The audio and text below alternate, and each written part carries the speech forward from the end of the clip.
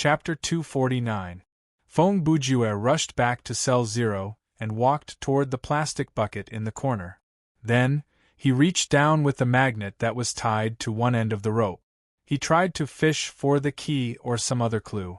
But to his surprise, he did not get anything. What the hell? Why isn't it close enough? Feng Bujue was confused because he did not let the rope or the magnet touch the thing inside the bucket directly. He merely dangled it in the air to fish. Wait, no, the thing is not here. He was suddenly reminded of something. He quickly pulled up the rope and grabbed the magnet. If the system has placed the clue that I need for this step in cell 0, what if I find it before I escape from the room? Then in the game, the fake tooth and the magnet will be clues that can be skipped. He read the item description of the magnet again. Frowny face name, truncated iron fence, item type, plot item quality, normal function, generate magnetic field can be taken out of the scenario, no remark. This section of the iron fence is made from natural magnets. The fake tooth can be taken out of the scenario to turn into puzzle cards. Theoretically speaking, it is useless, but this magnet is a plot item that cannot be taken out of the scenario, so it has to be useful somewhere. Feng Bujue mumbled. Since the magnet is necessary, then the clue that I need for the next step cannot be hidden here. Even without the magnet, I can still find the thing hidden inside the bucket, but the level of disgust will be higher. He held the magnet and started to reconsider. Just what is it that has to be, could it be? Feng Bujue soon had a new speculation. He jogged back to the door of cell 4 and looked at the iron door. Is that really it? He laughed drily. He stood on his tiptoes and reached his hand through the gap of the small iron window. When all 5 iron bars were in place, the gap was limited. At most, it would allow one's forearm to pass through, but after removing one of the bars, one's whole arm could pass through.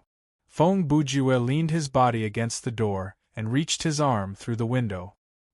He searched upward, and it did not take long for him to find a key right above the iron door. Name, key to cell number 1 type, plot item, quality, normal, function. Disappears immediately after use. The door of cell 1 can be opened or closed freely. Can be taken out of the scenario, no remark. Hung behind the door of cell 4 by a thin string.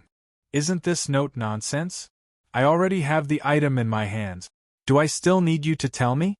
Feng Bujue said unhappily.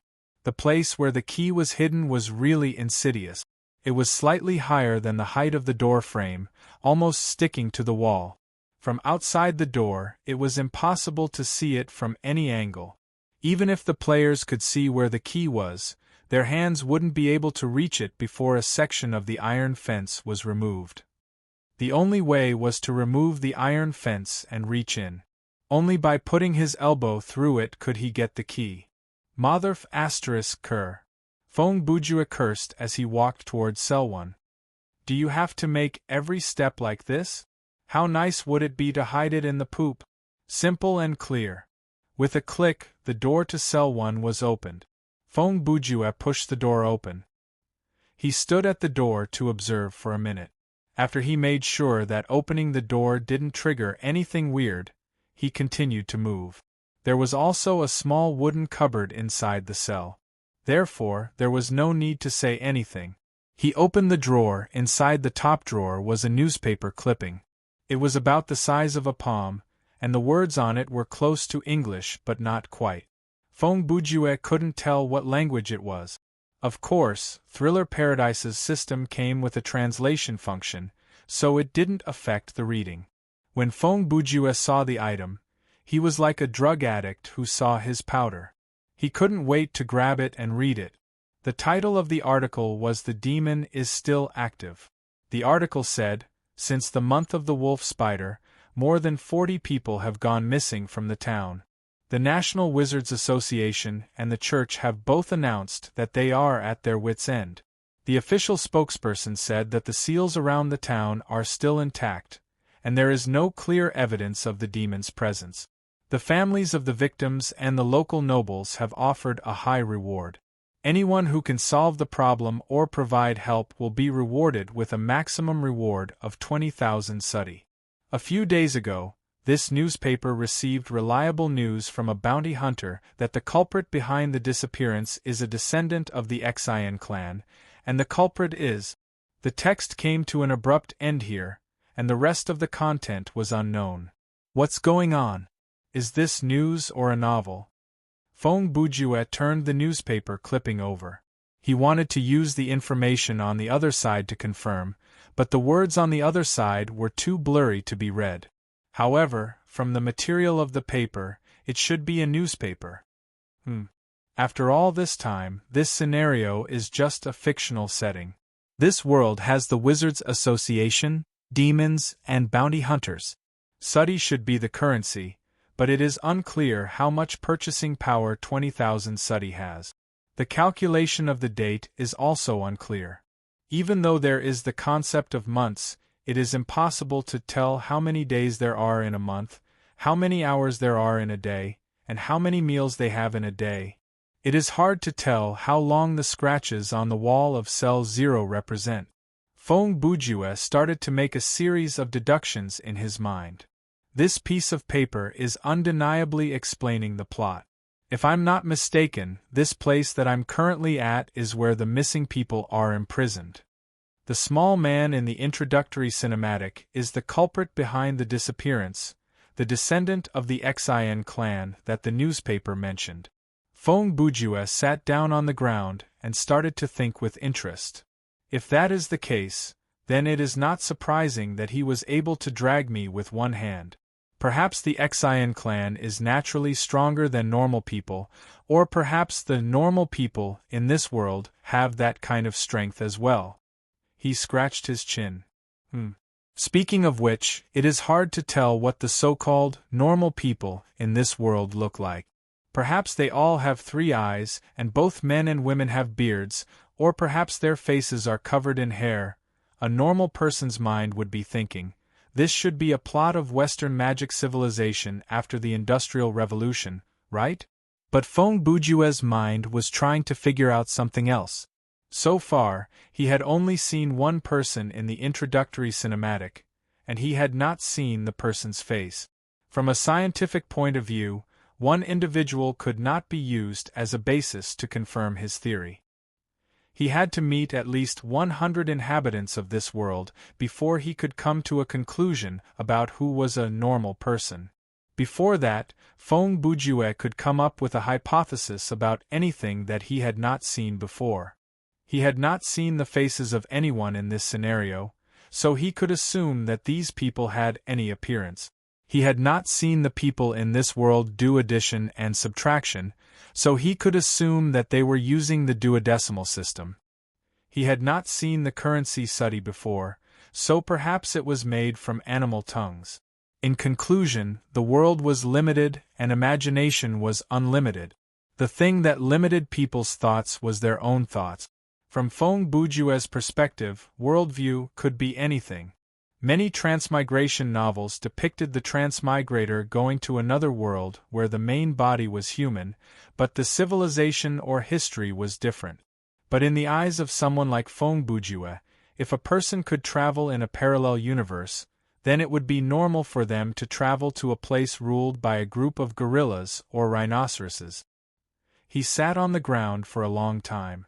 Based on the limited content in the newspaper and what he had seen after entering the scenario, he rearranged his thoughts. The daily necessities, the size of the bed, the size of the door, the size of the plastic pail, they were all his evidence. I still have no clue. 10 minutes later, Feng Bujue shrugged and smiled. Interesting.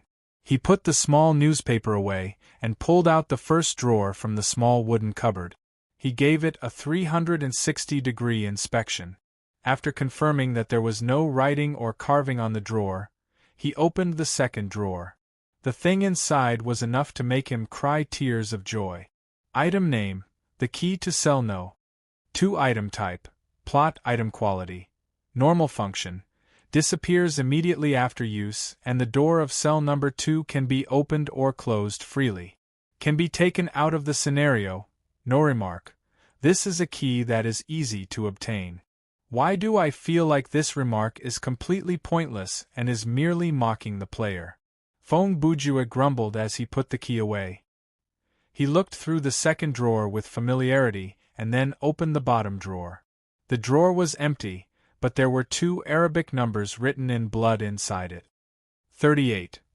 Based on normal puzzle solving, this should be part of a code, right? Feng Bujue said as he pulled the drawer out to inspect it. After confirming that was the only hint, he stood up and searched the whole room again. Before leaving the room, he made a new discovery. On the inner side of the iron door, on the side that faced the room, there was an arrow painted on it. The arrow was similar to the number outside the door. They were painted with paint. The arrowhead was not straight. Instead, it was an upward curve. The direction of the arrowhead was to the right.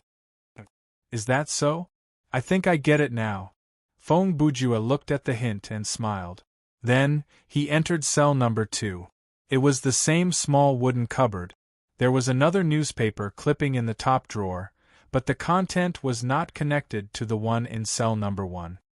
With the death of Sheriff Carl during the pursuit, the rumors about the Xian clan have been confirmed. The royal sorcerers have finally made their move. Currently, they have sent 3 armed alchemists and 5 lieutenants from the mechanical regiment to this town. The civilian bounty has reached an unprecedented 100,000 sudi. According to our sources, the mysterious bounty hunter who uses black magic, Kong K, has also appeared in this town. Ha! This is getting more and more interesting, Feng Bujue commented. Similar to cell number 1, the middle drawer of the cupboard in cell number 2 contained the key to cell number 3. The bottom drawer also had Arabic numbers written on it. This time, it was 69. There was also an arrow painted on the inner side of the iron door of this cell. This arrow was pointing to the left, and the line was also curved upward in a semicircle. The design of cells number 3, number 4, and number 5 was similar. The 3 newspaper clippings were as follows. The bodies of Kong K and 3 armed alchemists were found at the outskirts of town. The officials refused to comment on the case, and panic is spreading through the town. This morning, the new sheriff announced that he would urgently mobilize the town's army and the Steel Blade Knights to reinforce the town. He also announced a night curfew. Anyone who leaves home at night will be arrested, and those who resist will be suppressed by force. The night curfew has been in effect for 2 weeks, and the situation is under control. According to the latest official news, the number of missing people has remained at 67 and has not increased. However, the night curfew will not be lifted until the Badger month. The 3rd newspaper clipping also had a title. It was titled, "The Xian clan's captor dead?" Yesterday, the long night curfew was finally lifted. The Steel Blade Knights have retreated from this town, and the town's army is also retreating in batches. The investigation team from the Royal Sorcerers has already arrived.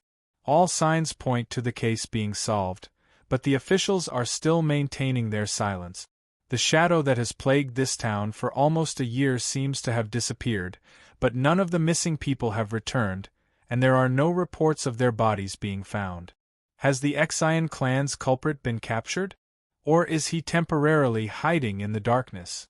Feng Bujue folded all the newspaper clippings he found and placed them in his pocket. As for the numbers and arrows, he memorized them in his mind. He took the key to cell 6 and walked in. As he expected, there was no small wooden cupboard inside the cell but a large safe. Mechanical compass lock, 80 degrees. After the lock is unlocked, the code will be automatically erased, leaving no trace behind. Small in size, fully mechanical in structure, no need for electricity, and can be used in any kind of harsh environment. A classic is a classic. Feng Bujue squatted before it and mumbled, "Unfortunately, I know the password." Then, first clockwise, 38 degrees, then counterclockwise. As he said that, he started to work on the lock. After he saw the hint from cell 1, he had a rough idea of the puzzle's nature. The curved arrows and numbers were the direction and scale of the rotation, and the room number represented the step. After some fiddling, the safe's lock was opened. Even an idiot would know that the key to cell 1F was inside. But to his surprise, what the F***ck? Feng Bujue looked at the thing before him and felt like he had been toyed with. So, there was a small safe inside the large safe. The small safe was only half the size of the large safe outside, and there was a small glass bottle sitting on top of it. Feng Bujue picked up the bottle and looked at the item description. Item name, perfume item type, plot item quality, normal function, unknown, can be taken out of the scenario, yes remark. The fragrance is strong and lingers for a long time. What the hell?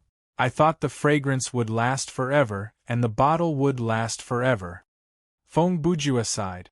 But this is already the third item that can be taken out of the scenario.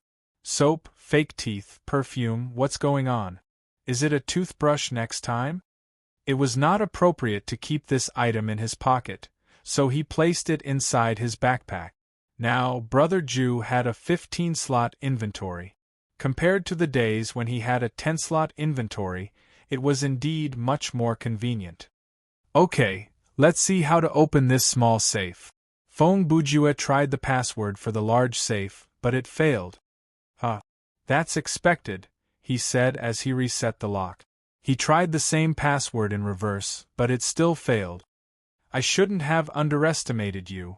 He divided all the numbers by 2 and tried again. It was a failure among failures. At that moment, Feng Bujue started to envy those pure fighting players.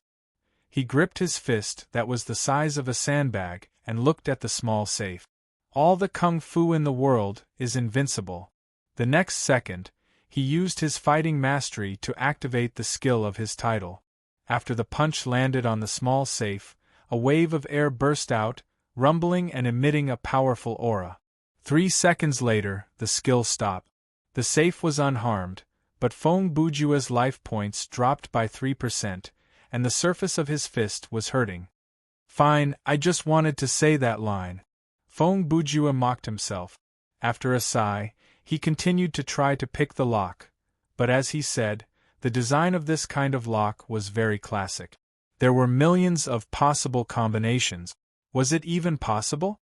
Taking a step back, even if this was just a 6-digit lock, theoretically speaking, there were millions of combinations. With Feng Bujue's luck, he would have to try at least 500,000 times. Feng Bujue's heart burned with anger. This kind of scenario is forcing me to commit suicide by punching my balls? He stopped trying, stood up, and entered the analysis time again. Is there any other information that I've missed? Reversing the numbers. Addition, subtraction, multiplication, and division. Is it a prime number? He thought for a while and tried again. Without realizing it, half an hour had passed. In these 30 minutes, he tried all the possible combinations and confirmed one thing. The small safe's password had nothing to do with the large safe's password. Motherf ***. In a fit of anger, Feng Bujue dragged the small safe out from the large safe. If not for the fact that I can't use the grenade. Before he could finish, the box started to fall toward his feet due to the inertia of his movement. Feng Bujue did not expect the box to be much heavier than it looked. With his current strength in-game, he had no problem lifting a 100-kilogram barbell. Therefore, he did not think much of it when he pulled the box out. In the end, it resulted in a situation where he lifted a piece of metal and dropped it on his own feet. With this fall, he lost another 3% of his life point.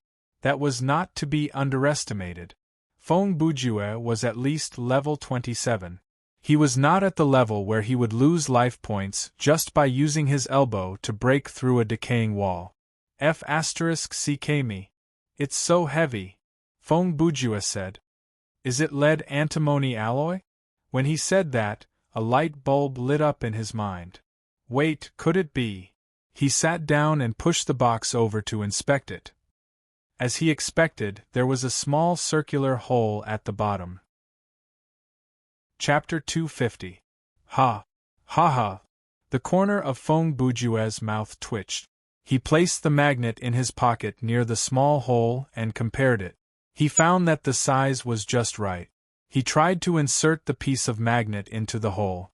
When it was only a third of the way in, he felt a strong magnetic force pulling the entire piece of magnet into the hole. The next second, the box opened. It turned out that this small safe did not need a password. The lock on the front was just a trick. The real way to open it was to trigger a mechanism inside. 80% of this safe was only made of ordinary metal materials, but inside the small hole, there was a part made of special, high-density magnetic ore, and it contained a wedge. The only item that could unlock this mechanism was the magnet. Constantly changing the rules of solving puzzles.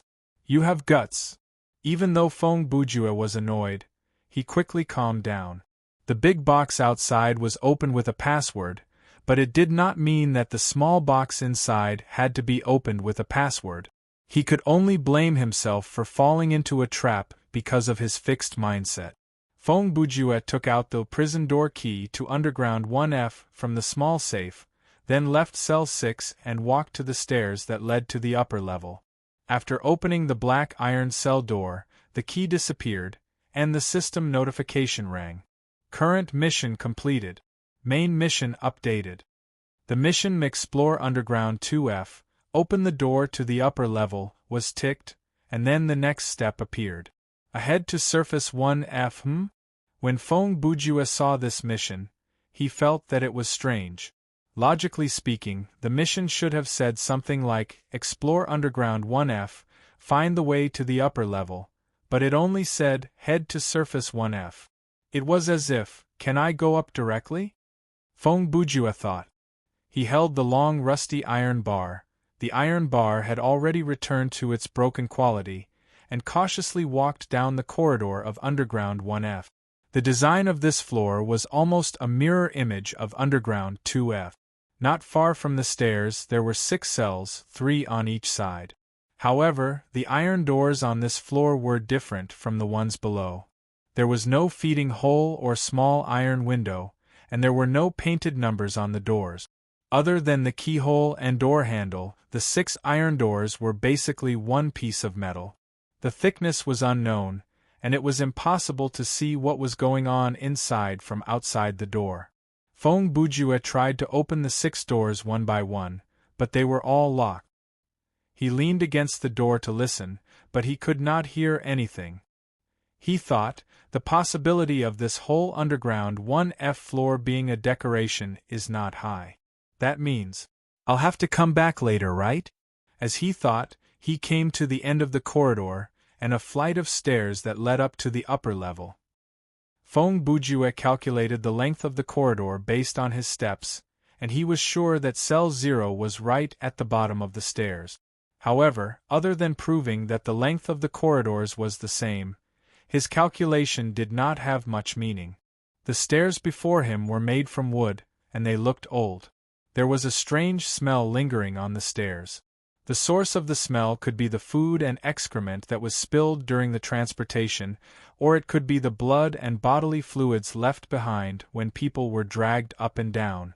After they were mixed together, it turned into a smell that was not strong, but it was enough to make one nauseous. Feng Bujue walked up the stairs, and after one turn, he came face to face with a wooden door. He reached out to grab the doorknob and carefully turned it. The door opened just like that. Behind the door was the first floor. Standing on the stairs and looking out the door, one could see a room that looked like a storeroom. The walls were made of bricks and wood, and there were many bulging sacks piled up around it. There was also a wall that had 3 rows of round wooden barrels stacked on the side. The lighting in the room was worse than underground, and the only source of light was a kerosene lantern that was placed on top of the barrels. Naturally, Feng Bujue would not walk into the dark environment before him. He first reached the iron rod in his hand into the door and knocked it up, down, left, and right. After making sure there were no traps that were triggered by physical contact, he stepped through the door. Current mission completed. Main mission updated. the system said. Explore 1F underground and find the red, yellow, blue, black, white, and gray keys. Return to 1F underground to open the 6 iron doors. Feng Bujue glanced at the mission and continued to move forward. The first thing he did was to grab the kerosene lantern. Since he could not use the flashlight, getting a lighting device was the most important thing. He only walked 3 meters forward when suddenly, with a bang, the door behind him slammed shut. Feng Bujue whipped his head around, but all he could see was the closed door and his own shadow on the wall. He listened cautiously for another 10 seconds, but there was only a suffocating silence around him. At that moment, he made the decision to take out the bell of Jin Gang and activate the special effect of death warning. In the next 5 minutes, anything that harbored hostility toward Feng Bujue and could threaten his life would trigger a reaction from the bell of Jin Gang. However, after activating the special effect, he waited for another 20 seconds, and there was no sound at all. What is going on? Feng Bujue mumbled to himself. There is no wind in this place, and the door can't be fitted with a spring-loaded hinge. How did it close without any external force? A normal person with a sense of fear would definitely be affected to some extent in such a state. However, Feng Bujue was not that kind of person. For him, even if a ghost's face suddenly appeared behind the door, it would not affect his terror points. He had always considered the threat to his life points and ignored the existence of terror points. Therefore, as long as the bell of Jin Gang did not ring, he had nothing to worry about. He quickly walked up to the door and reached out his hand to open it. However, he heard the system announcement. This door has been sealed by some kind of unique power. Only those with the 6-colored key can open it. Oh, so the system has closed it. Feng Bujue sighed in relief. He understood the meaning of the system announcement immediately. The door was closed to prevent the player from returning underground with only 1 or 2 keys. That would disrupt the game's progress. While the death warning is still active, I should go out to investigate. With that thought in mind, Feng Bujue turned to grab the oil lamp. He placed the iron rod on the ground and hurried toward the other door in the room. He pushed the door open, and beyond it was a dark corridor. The light from the oil lamp could only reach a limited distance. By the way, the remark of the oil lamp read, "Do not question how long it will last. When it is time to go out, it will go out." Different from the 2 underground floors, the ground floor was made from wood and brick. It had more rooms. There were corners in the corridor, and there was furniture in the rooms. It looked like a normal house. So, the mad scientist built a dungeon under his house. Feng Bujue thought. Perhaps only the 6 rooms on the 2nd floor are used to lock people up, and the 1st floor is some kind of lab? With the kerosene lamp in hand, he moved sideways. In order to make full use of the death alert status, he did not explore in detail for the time being. Instead, he quickly passed through the corridor, opened the door of each room, leaned in, took 2 steps, and then retreated to the next room. Throughout this process, the thing that left the deepest impression on Feng Bujue was the smell on this floor. For some reason, the air there was worse than in the underground prison. It gave him the feeling that this room was built between a slaughterhouse and a chemical factory, and the windows were open all year round. Just like that, Feng Bujue spent more than 3 minutes trying the same thing in all the rooms on the 1st floor. The bell of Jin Gang did not ring even once. Even though this did not mean absolute safety, at least it meant that before a new flag was triggered, there would be no danger just walking around the house. After exploring the entire floor, there were 2 places that Feng Bujue could not pass. The first was the staircase that led to the 2nd floor, but it was blocked by a lump of meat. Yes, a lump of meat. It looked like a large meatball made from the flesh of many dead bodies. It was unknown what kind of power made these things stick together to form a meat wall that blocked the staircase. Since the bell of Jin Gang did not ring, when Feng Bujue walked close to the lump of meat, he brazenly approached it and poked it with his finger. At that time, the system said, a barrier controlled by a spell. It looks like it is made from the flesh of dead bodies. The second place that he could not pass was the door that led to the exit of this house. If he walked down the corridor, he would soon reach it. The door looked like a normal wooden door, but when Feng Bujue touched the doorknob, he got this system message. Cannot be opened. These 3 words were probably the most common hint that players would get when they were faced with a door in a horror puzzle-type game. Even Feng Bujue had no interest in commenting on it. It has been 1.5 hours since I entered the scenario. After the death warning ran out, Feng Bujue returned to the storage room that was connected to the basement. It feels like the game is not even halfway through yet, he said as he started his search. He spent 5 minutes looking through the storage room, but he did not find anything useful. The corners of the room were covered in dust and cobwebs. The sacks were filled with sand, and the rows of wine barrels that leaned against the wall were all empty. Based on his preliminary observation, there was no key to this storage room. Even if there was, it would be hidden somewhere that could not be found normally and would require some kind of clue to find it. Therefore, Feng Bujue carried the oil lamp and returned to the first-floor corridor to head to the next room. There was a study next door, and the floor of the study was covered with a carpet. It was not a normal carpet. To put it in perspective, even the loom that created it would curse that it was not its product. When Feng Bujue stepped on it, it felt like the carpet had already turned into a plant. It degenerated into a lush lichen in the stinky and dark air, or it was like moss that covered the ground after entering the room. There were 2 niches on the left side of the wall, and the decorations that had been placed there had all disappeared. If the decorations were once placed there, they would have died in the dirty air. If the decorations were once placed there, then the saints would have been dragged out by demons of various sizes from the darkness, all the way to the abyss of evil at the bottom of the room. Feng Bujue walked to the window and pulled back the curtain. Through the glass, he could only see the thick darkness. Even if he raised the oil lamp to the window, it was useless. Trying to open the window was obviously useless. Using the wrench to smash the glass only numbed his hand. He leaned his face close to the window and sniffed. Unfortunately, the air outside the window did not leak in at all. All he could smell was a damp smell that belonged to this house. It was a moldy smell that came from the combination of tarpaulin and rotten wood. Looks like it's impossible to escape from this house, Feng Bujue grumbled as he walked to the study table in the middle of the room. The table was messy, and a bunch of random objects were scattered all over the place. Feng Bujue picked up the objects one by one to check their attributes, but they were all trash.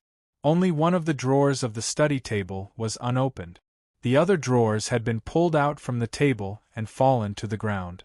The papers inside the drawers were scattered around the corner and under the table. There was an ink bottle that had fallen to the ground from who knew where. The ink inside the bottle had already dried, and the papers around it were dyed with ink. There was an explosive ink stain on the carpet. Feng Bujue opened the only drawer that could be opened, and he found a magnifying glass inside it. He laughed. Ha! If only there was a smoking pipe or something like that, that would be so cool. Most people his age would think that this person was old-fashioned or chunibyu when they saw this pose. Only Feng Bujue firmly believed that holding a smoking pipe and holding a magnifying glass was cool. Perhaps this was a romance that only belonged to him. Feng Bujue, who had obtained the magnifying glass, became even more excited. He held the oil lamp in one hand and the magnifying glass in the other as he turned to walk to the other side of the study. On the wall of the study there was a bookshelf, and it was filled with books from top to bottom. The temptation of this kind of prop for Feng Bujue was self-explanatory. There was no time limit to this scenario. If no one stopped him, Feng Bujue could stay in this room and pull out the books one by one to finish them. The only thing that could stop him was the gaming hub's connection time limit. When the connection time in real life exceeded the maximum time limit for the day, Feng Bujue in the scenario would be forced to go offline. Fortunately, the system had done something extreme in its settings. On this bookshelf, 99% of the books were not translated. Not only that, the player could not even see the words clearly. The words inside each book, including the title on the cover and side of the book, were all blurry. This annoyed Feng Bujue greatly because he was quite interested in deciphering. Ever since he read The Case of the Dancing Man in Sherlock Holmes when he was in primary school, he had been addicted to deciphering letters for at least half a year. The words in this scenario were 70 to 80% similar to English. He had been confident that he would be able to decipher the language of this world, but now he had to give up. Of course, 1% of the books had been translated by the system. In other words, they were meant for him to read. Advanced Alchemy. Feng Bujue looked at the book with a dark blue cover and read out the title. Why do you want me to read this? Before he finished, a piece of paper suddenly fell out from between the pages. Feng Bujue bent down to pick up the paper. He brought it up to the light and realized that it was not a piece of paper but a faded picture. The paper of the picture was yellowed, and since it was a black and white picture, the frame and the middle looked the same color. In the picture, there were two boys who looked about 10 years old. They faced the camera side by side. The boy on the left was pressing his hand on the boy on the right's head, and both of them had goofy smiles on their faces. Even through the picture, Feng Bujue seemed to be able to understand their innocence and happiness. Feng Bujue looked at the picture for a few seconds and did not expect something to happen. The next second, he entered the same state as when he was watching the opening cinematic. A video appeared and played before his eyes. This video was the same as the picture. It was also faded, but at least it was not completely black and white. There was a meadow, a pasture, and behind a sparse fence, some cattle and horses wandered around the meadow, and a shepherd dog ran by. After this harmonious scene, the camera panned, and a barn entered the picture. Not far from the barn was a two-story house. Feng Bujue had no doubt that the house in the picture was the one he was in. Even though it only took him 3 minutes to walk through all the rooms on the first floor, the amount of information he gathered in those few minutes that seemed like a casual stroll was enormous. He estimated the size of the house, counted the number of windows and doors, constructed the floor plan of the entire first floor in his mind, and deduced whether every room on the first floor overlapped with the rooms in the underground corridor. He even considered whether there was a secret room between the walls. In short, it was not an exaggeration to say that the floor plan of the first floor of the house was already in Feng Bujue's mind. Therefore, when he saw the outline of the house in this video, he quickly made a judgment. Laughter, the laughter of a child. The picture did not cut into the house as Feng Bujue expected. Instead, it panned and came to a lawn on the side. There was a swing there, and a little boy with blonde hair was sitting on the swing. A woman, who should be his mother, was helping him push the swing. The boy let out a cheerful and hearty laugh, and the mother's face was filled with a happy smile. Under a tree not far from the swing, another little boy with brown hair was sitting. He was holding a book and reading it with great interest. It was a book with a dark blue cover. Obviously, it was the same book as the Advanced Alchemy that Feng Bujue had just found. "Arthur, do you want to play for a while?" The mother turned her head and said to the boy sitting under the tree. Feng Bujue did not hear the child under the tree answer because the video stopped there. He returned to his in-game state and was once again in the study. Could it be? Feng Bujue's first reaction after watching the CG was to reach out and grab a handful of his hair. Chapter 251. Oh, so that's why. Feng Bujue looked at the few strands of golden hair between his fingers, and many questions were answered at that moment. From my subjective perspective, I am still myself. He reached out his hands and looked at his sleeves and palms. His outfit was undeniably the Joker outfit from the game. His skin was yellow, and when he raised his eyes, he could see his own black hair. He placed the strands of hair under the magnifying glass. But, from the perspective of this scenario, I should be another person. When the hair leaves the body, I will be able to see its real appearance. He placed the hair on the table, and took out the small wooden comb from his pocket. He used the magnifying glass to study the remaining strands of hair. The color, length, and texture are all similar. Feng Bujue thought about it for a minute. Wait a minute. When the scenario started, I only combed my hair twice. Unless my character has severe hair loss, there shouldn't be so many strands of hair stuck to the comb. With that in mind, he used his hand to grab at the hair again, but this time, he used more force. To his surprise, when he placed his hand before his eyes again, he saw a large clump of hair, and one of them was connected to a small piece of bloody scalp. What the F***ck? Feng Bujue quickly opened the menu to check. Thankfully, his life points did not decrease because of that. He felt it carefully, but he did not feel any severe pain from his scalp. Okay, calm down. He mumbled nervously. From his perspective, losing his hair was a very serious situation. He tossed the hair away and calmed himself down. Then he realized something else. Speaking of which, so far, I haven't found anything that looks like a mirror. Is it because the system doesn't want me to see myself? Feng Bujue's eyes fell on the picture again. Assuming the kid on the left is the kid who dragged me around in the introductory cinematic, and the other kid is the character I'm playing, what caused them to end up like this? With that thought in mind, he turned the picture around. On the back of the picture, there was a line of handwritten words, "Arthur and Andrew, my children, my love." Oh, are these two children brothers? Feng Bujue thought to himself. Wait a minute. Arthur and Andrew. He picked up the comb again, and his eyes fell on the carving of Arthur and Andrew? He scratched his chin and thought to himself.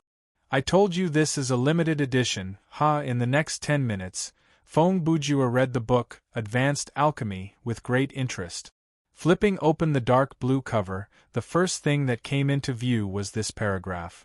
After learning the basics of alchemy, you may think that the pinnacle of alchemy is to turn metal into gold, or to create some kind of life-prolonging potion.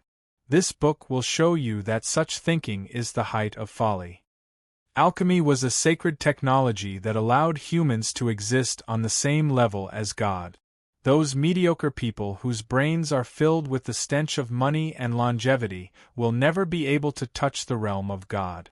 Even though the wording and context of this paragraph were sarcastic and warning, Feng Bujue did not mind it at all.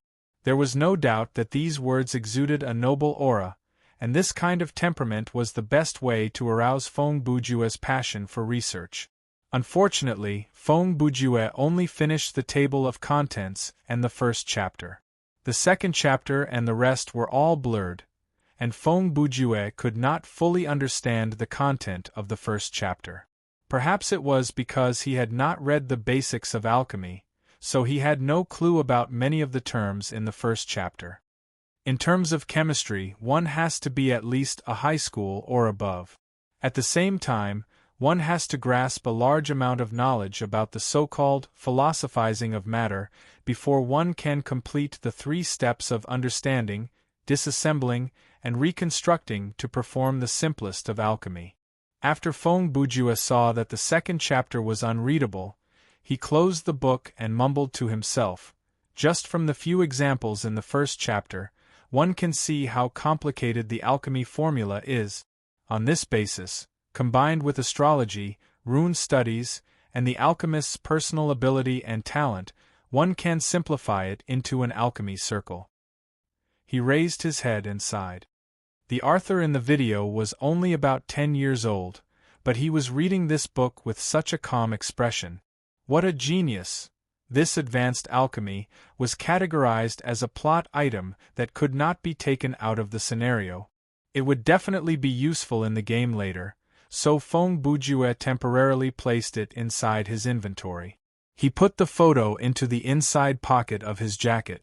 Then, he searched the whole study again, but he did not find any clues, much less a key. Therefore, he picked up the oil lamp and the magnifying glass and moved to the next room. The room next door was the kitchen. Facing the door was the stove and chimney. The stove was dirty, but from the traces on it, it was still in use. Below the stove was a cupboard, and the surrounding walls were filled with cupboards and cupboards. In the middle of the kitchen was a wooden table with 4 legs. It was about 2 meters square. The tablecloth that covered the table was so dirty that the original pattern could not be seen anymore. A large bowl of meat sauce was placed on the table, and next to it was an unwashed plate. There was also some meat sauce left on the plate. Looking out from the kitchen window, one could see the same scenery as the study, darkness and chaos. Theoretically speaking, the glass in this state could be used as a mirror, but when Feng Bujue walked to the glass, he could only see a blurry shadow. He then found a few metallic kitchen utensils and polished them until they were shiny. He wanted to see his reflection, but he still failed. The system is determined to prevent me from looking at a mirror, is it? Feng Bujue shrugged. Then, he opened every cupboard, looking for something that might be a clue. He found quite a number of pots and pans, but there was no knife or clue. It is impossible that there is nothing valuable in this room, he said after he searched the kitchen. There is an oil lamp in the storage room, a magnifying glass, a picture, and a book in the study, so there must be something in the kitchen as well. As he spoke, his eyes stopped at the bowl of meat sauce on the table. Okay then. He turned the bowl upside down, causing the meat sauce to spill onto the table. Then, he moved the bowl to the side and used his hand to poke at the meat sauce. In the end, he found a key. Item name, red key. Item type, plot. Item quality, normal function, unlocks the red iron door permanently, disappears after use, can be taken out of the scenario, no remark, it is hidden at the red place. Chapter 252. Feng Bujue looked at the item description and said, even though it still doesn't make sense, at least this is a hint. He scratched his nose. The red key is hidden in the red place, so the yellow, blue, black, white, and gray keys are hidden in the corresponding places, right? He pocketed the key, and the first question that appeared in his mind was, could the yellow key be hidden in the feces? With that question in mind, he left the kitchen and walked to the third room. The room was on the opposite side of the corridor. There was only one small window in the room, and it was nailed shut by a few wooden planks. Although the windows in the other rooms did not allow any light to enter, this one was particularly dark. The stench in the room was unbearable, and the wooden floor was covered in a layer of dust. Feng Bujue switched the glove to its display mode and used one hand to cover his mouth and nose to block the double influence of the dust and stench. There was nothing in the room in front of him. Although there were some traces of furniture on the floor and the walls, it was hard to tell what the room looked like when it was first built. Feng Bujue believed that when the owner of the big house first started his evil business, he probably did not prepare a specialized prison cell, so this room was probably a temporary prison cell. Of course, now that he had the facilities of the 2 underground floors, his criminal career was on the right track. The black or gray key should be here, Feng Bujue said. He raised the oil lamp and started his inspection. This kind of empty room was easy to find. The walls, ceiling, and floor were easy to find. Feng Bujue walked around and soon found a heavily corroded floorboard right under the nailed window. He squatted down, clenched his fist, and knocked on the wooden board twice. With a crack, the wooden board broke. He reached his hand into the black hole under the floorboard and quickly found the item. Item name, black key. Item type, plot. Item quality, normal function, permanently unlocks the black iron door, disappears after use, can be taken out of the scenario, no remark, it is hidden in a dark place. For some reason, it feels like the keys for this part of the quest are hidden very casually, Feng Bujue mumbled. Compared to the maddening puzzles from the underground, this is merely a test of patience and meticulousness. The fourth room that he went to was the foyer. Technically speaking, it was not really a room because the foyer was connected to the corridor, and there was no door that led inside. The door that led to the outside was the unopenable front door. There was not much furniture left in the foyer, and it was scattered all over the floor. There was a clock on the wall, but it appeared to be broken. When Feng Bujue passed by it last time, he had noticed that the position of the clock's hour and minute hands had not changed. He stood before the clock for a long time and suddenly said, "Could it be that it only looks like a clock, but it's actually a clock that keeps track of the date?" Feng Bujue was struggling with the setting of this world again. No matter how he looked at it, the clock had a 12-hour system. It was no different from the one in real life, but he liked to speculate.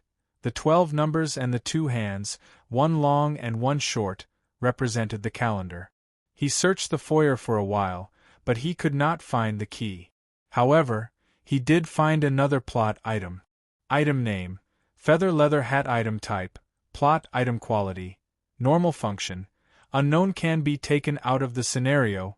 Yes. Remark: the craftsmanship of this hat is very normal.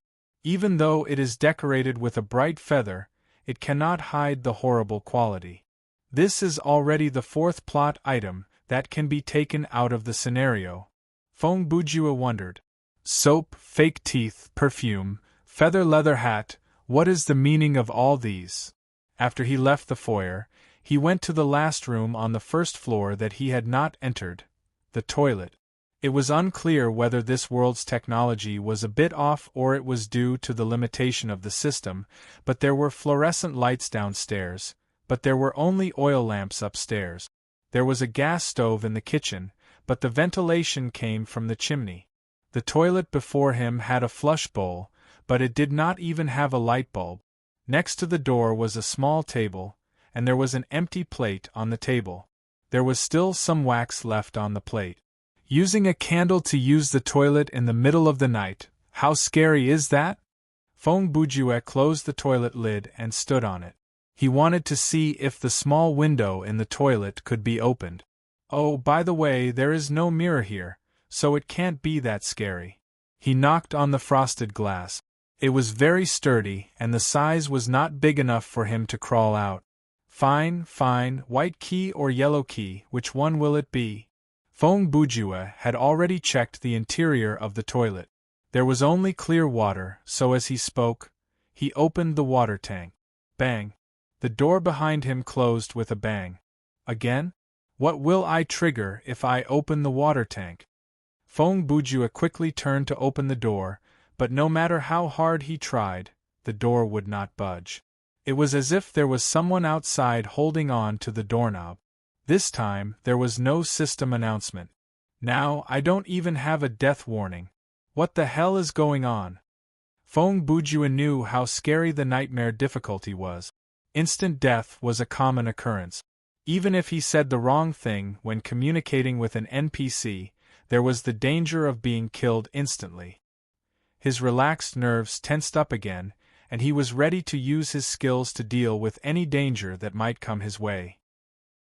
By then, his life points had reached 40% due to natural recovery, but it was hard to tell how much that amount of life points would help him in the nightmare scenario. Step by step, Feng Bujue approached the toilet cautiously. There were many scary scenarios in his mind. For example, the toilet suddenly turned into a monster and opened its mouth to bite him, or the monster used its mouth to spit out something to drown the toilet. No matter what, it was definitely scary. Of course, imagination was just imagination. In reality, other than the door being locked, there was nothing else out of the ordinary. He leaned closer to look at the water tank, and there was indeed a key at the bottom. Item name: blue key. Item type: plot. Item quality: normal. Function: unlocks the blue iron door permanently. Disappears after use. Can be taken out of the scenario. No remark. Hidden in the water. This has changed the rules again. Based on this logic, shouldn't the red key be hidden in the fire?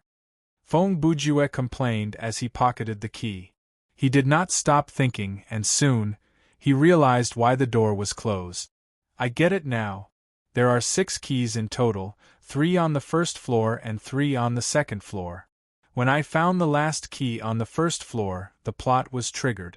Something has to happen, and then I can go to the second floor. The foyer is connected to the corridor, so there is no key there. The kitchen, empty room, and toilet are all rooms with doors. No matter which room I am in when I find the third key, I will be trapped inside it. He continued his analysis.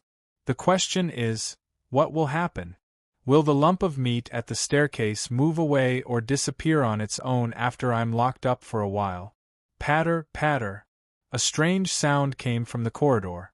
Feng Bujue's expression shifted slightly. He took several steps forward and leaned against the door to listen. Patter, patter, patter. It sounded like something was moving quickly on the wooden floor. The strange sound became more frequent and denser. It sounded like a bunch of rats that were as fat as cats were rushing down the corridor. Is that for real? Feng Bujue swallowed as he imagined the pieces of meat that were glued together moving like living creatures and squeezing together to move down the corridor. Those with trypophobia might be creeped out by this kind of psychological suggestion, he said in a light tone. But this kind of setting is bang bang bang? Hey! Someone is knocking on the door. Before Feng Bujue could finish, the toilet door was knocked 3 times, and the location of the knock was slightly above the door. Wait a minute. The door is not even locked. Indeed, the toilet door did not have a keyhole. One only needed to turn the doorknob to open it. However, inside the toilet there was a latch lock. The person inside could use this method to lock the door, but the latch was not in place. Oh, I get it now. The thing outside the door has no fingers, so it can't hold the doorknob. Feng Bujue mumbled as he put the latch in place. Now there's nothing you can do. Bang bang bang bang. The thing outside banged against the door again, and it made some muffled sound. Cough, cough. Huh? Is it trying to communicate with me to open the door? Feng Bujue asked. No, that's probably just the roar coming from the monster's throat. The banging outside the door started again. The thing seemed to have started to move again.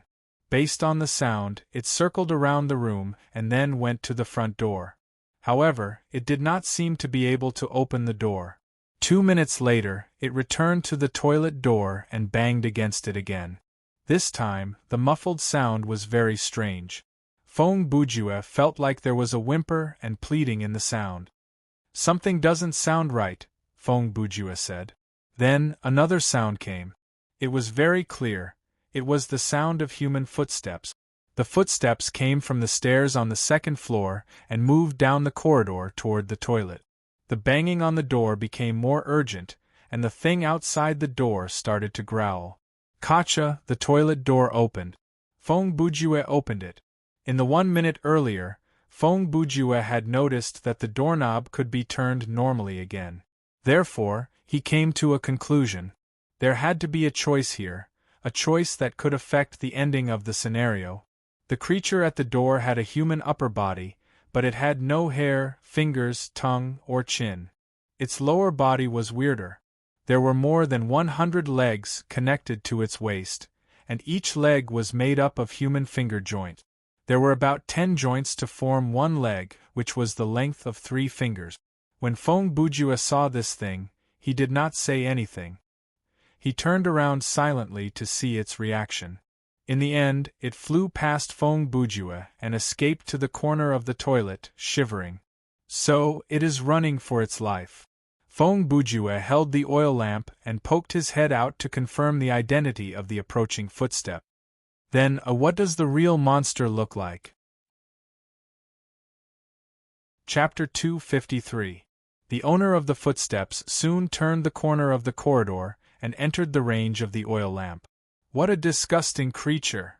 Feng Bujue used the dim light to see a disgusting creature. The lower half of the monster's body was similar to a human's. There was still some clothing on its crotch, and its exposed thighs and feet were a mess of flesh and blood. Its feet were embedded with iron plates like horseshoes. A circle of iron needles pierced through its feet and poked out from its feet. One could imagine how painful it must have been. Above the monster's waist, the surface of its torso was covered in tongues. There were tongues all over its chest, back, and armpits, and every single one of them was wriggling. Its head was covered by an iron mask. The mask covered its entire body from its head to its chin. There was no hole for breathing or observation. 2 muscular arms dangled by its sides. It had no palms or fingers. Instead, there were bone spikes growing out from its wrists. They were the size of elephant tusks, and there was one in each hand. Feng Bujue immediately activated the bell of Jin Gang on the monster. If this was an NPC, the first command would be activated. If it was a monster, the second command would be activated. In any case, the data provided by the menu told Chen Gu the situation. Name: Arthur's servant race.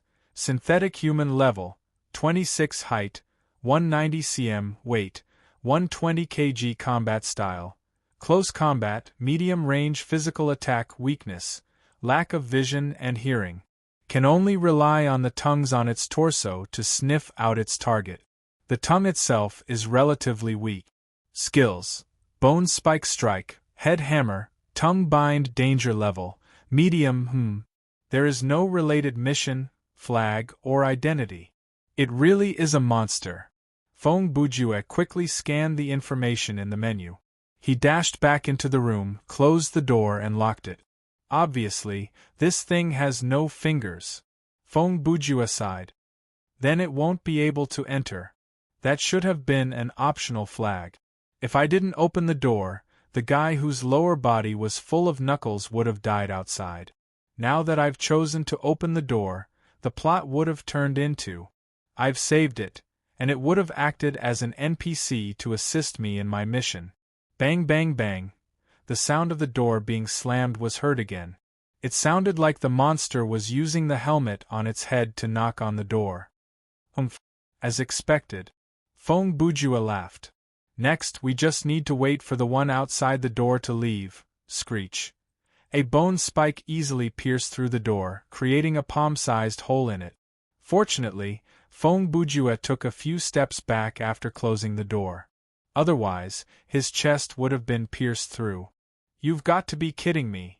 Feng Bujue was nervous, but he still instinctively took out his main weapon, the wrench. Could it be that the real choice is, if I hide in the toilet, I won't be discovered, but if I choose to save the synthetic human, I'll be attacked together with it? Following the sound of a thick wooden board being torn apart, the toilet door was destroyed by the monster like it was chopping vegetables. During this process, Feng Bujue had been thinking about how to deal with the next battle. From the data shown by the Bell of Jin Gang, the monster was not that strong. If they were in a slightly more open environment, the player only needed to hold a long-ranged weapon and shoot at the tongues while they were outside the range of the bone spike. Then, they would be able to kill the monster without taking any damage. Unfortunately, the environment of the scenario was very small, and the toilet was the smallest of the many rooms. Even if Feng Bujue took out his only long-ranged weapon, Death Poker, he would only be able to use a few long-ranged attacks. At most, he would be able to use the special effect of shield to block 2 lethal attacks. The dangerous environment meant that he could only use the monster's specialty, close-quarter combat, to deal with it. Furthermore, his life points were not full to begin with, so it was obvious that the situation was not going to end well. 1 minute later, the toilet door was almost completely torn open. Only a small part of the door was left, and the middle was wide enough for a person to pass through. The monster leaned forward and crawled through the large hole in the middle of the door. It moved closer and closer. Feng Bujue could only retreat, but the place was only several square meters, and his back soon hit the wall. To his surprise, after the monster entered the door, it completely ignored Feng Bujue. It took a few steps before turning to the other side to approach the synthetic human that was hiding in the corner. Cough. The man without a tongue and chin started to wail, but no matter how hard he tried, he could not make out a clear sound. With 2 coughs, blood splattered. The monster that entered the door later used 2 bone spikes to pierce through the fugitive's chest. Then, it lifted the man up and used the tongues on the man's torso to latch onto its chest. It looked like it was hugging a dead body, but it did not use its hands. Feng Bujue had no idea whether the first one would be killed by such an attack or not, but he believed that under the current situation, it was best not to disturb the intimate interaction between the two. Arthur's servant found what it was looking for and turned to leave the toilet. It moved at a speed that was not too fast or too slow, just like when it came in. It did not take long for it to walk out of the toilet. From the moment it appeared until now, it did not react to Feng Bujue's presence at all. It can't sense my presence? Feng Bujue thought about this and immediately chased after it. I want to see where you're taking it. If it was a normal person, they would probably still be standing in the same place, waiting for the monster's footsteps to disappear. However, Feng Bujue could make a judgment in a few seconds and take action. Why can't it sense my presence? Can't it smell my scent? Or am I just a ghost? Feng Bujue trailed behind the monster like he was taking a stroll in the park. After all, the thing did not have any sense of hearing, so there was no need for him to tiptoe around. It is still unclear whether its sniffing mechanism is based on normal smell or not, so there is no way for me to speculate further. He thought. If I am a ghost, the truth of this scenario should be. After the opening cinematic, I died in Cell 0. From the moment I woke up, everything was a ghost's imagination, only the scene earlier was real. Haha. In that case, I am quite a powerful ghost, at least I can open and close doors. The reason Feng Bujue laughed was because both of these hypotheses were obviously wrong. Halfway through, he felt that they were too far off the mark. Could it be? Feng Bujue looked at the monster's back and mumbled, "It is not that it can't sense my presence, it just doesn't want to hurt me." Once this thought appeared, it triggered a series of connections. Yes.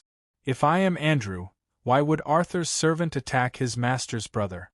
No matter what happened between the 2 brothers, at least from the limited information I have, Arthur did not wish for Andrew's death, or else he would have done it himself at the start of the scenario. While he was thinking, the monster had reached the staircase that led to the 2nd floor. Strangely enough, the meat wall at the staircase was still there, and it looked no different. Hey!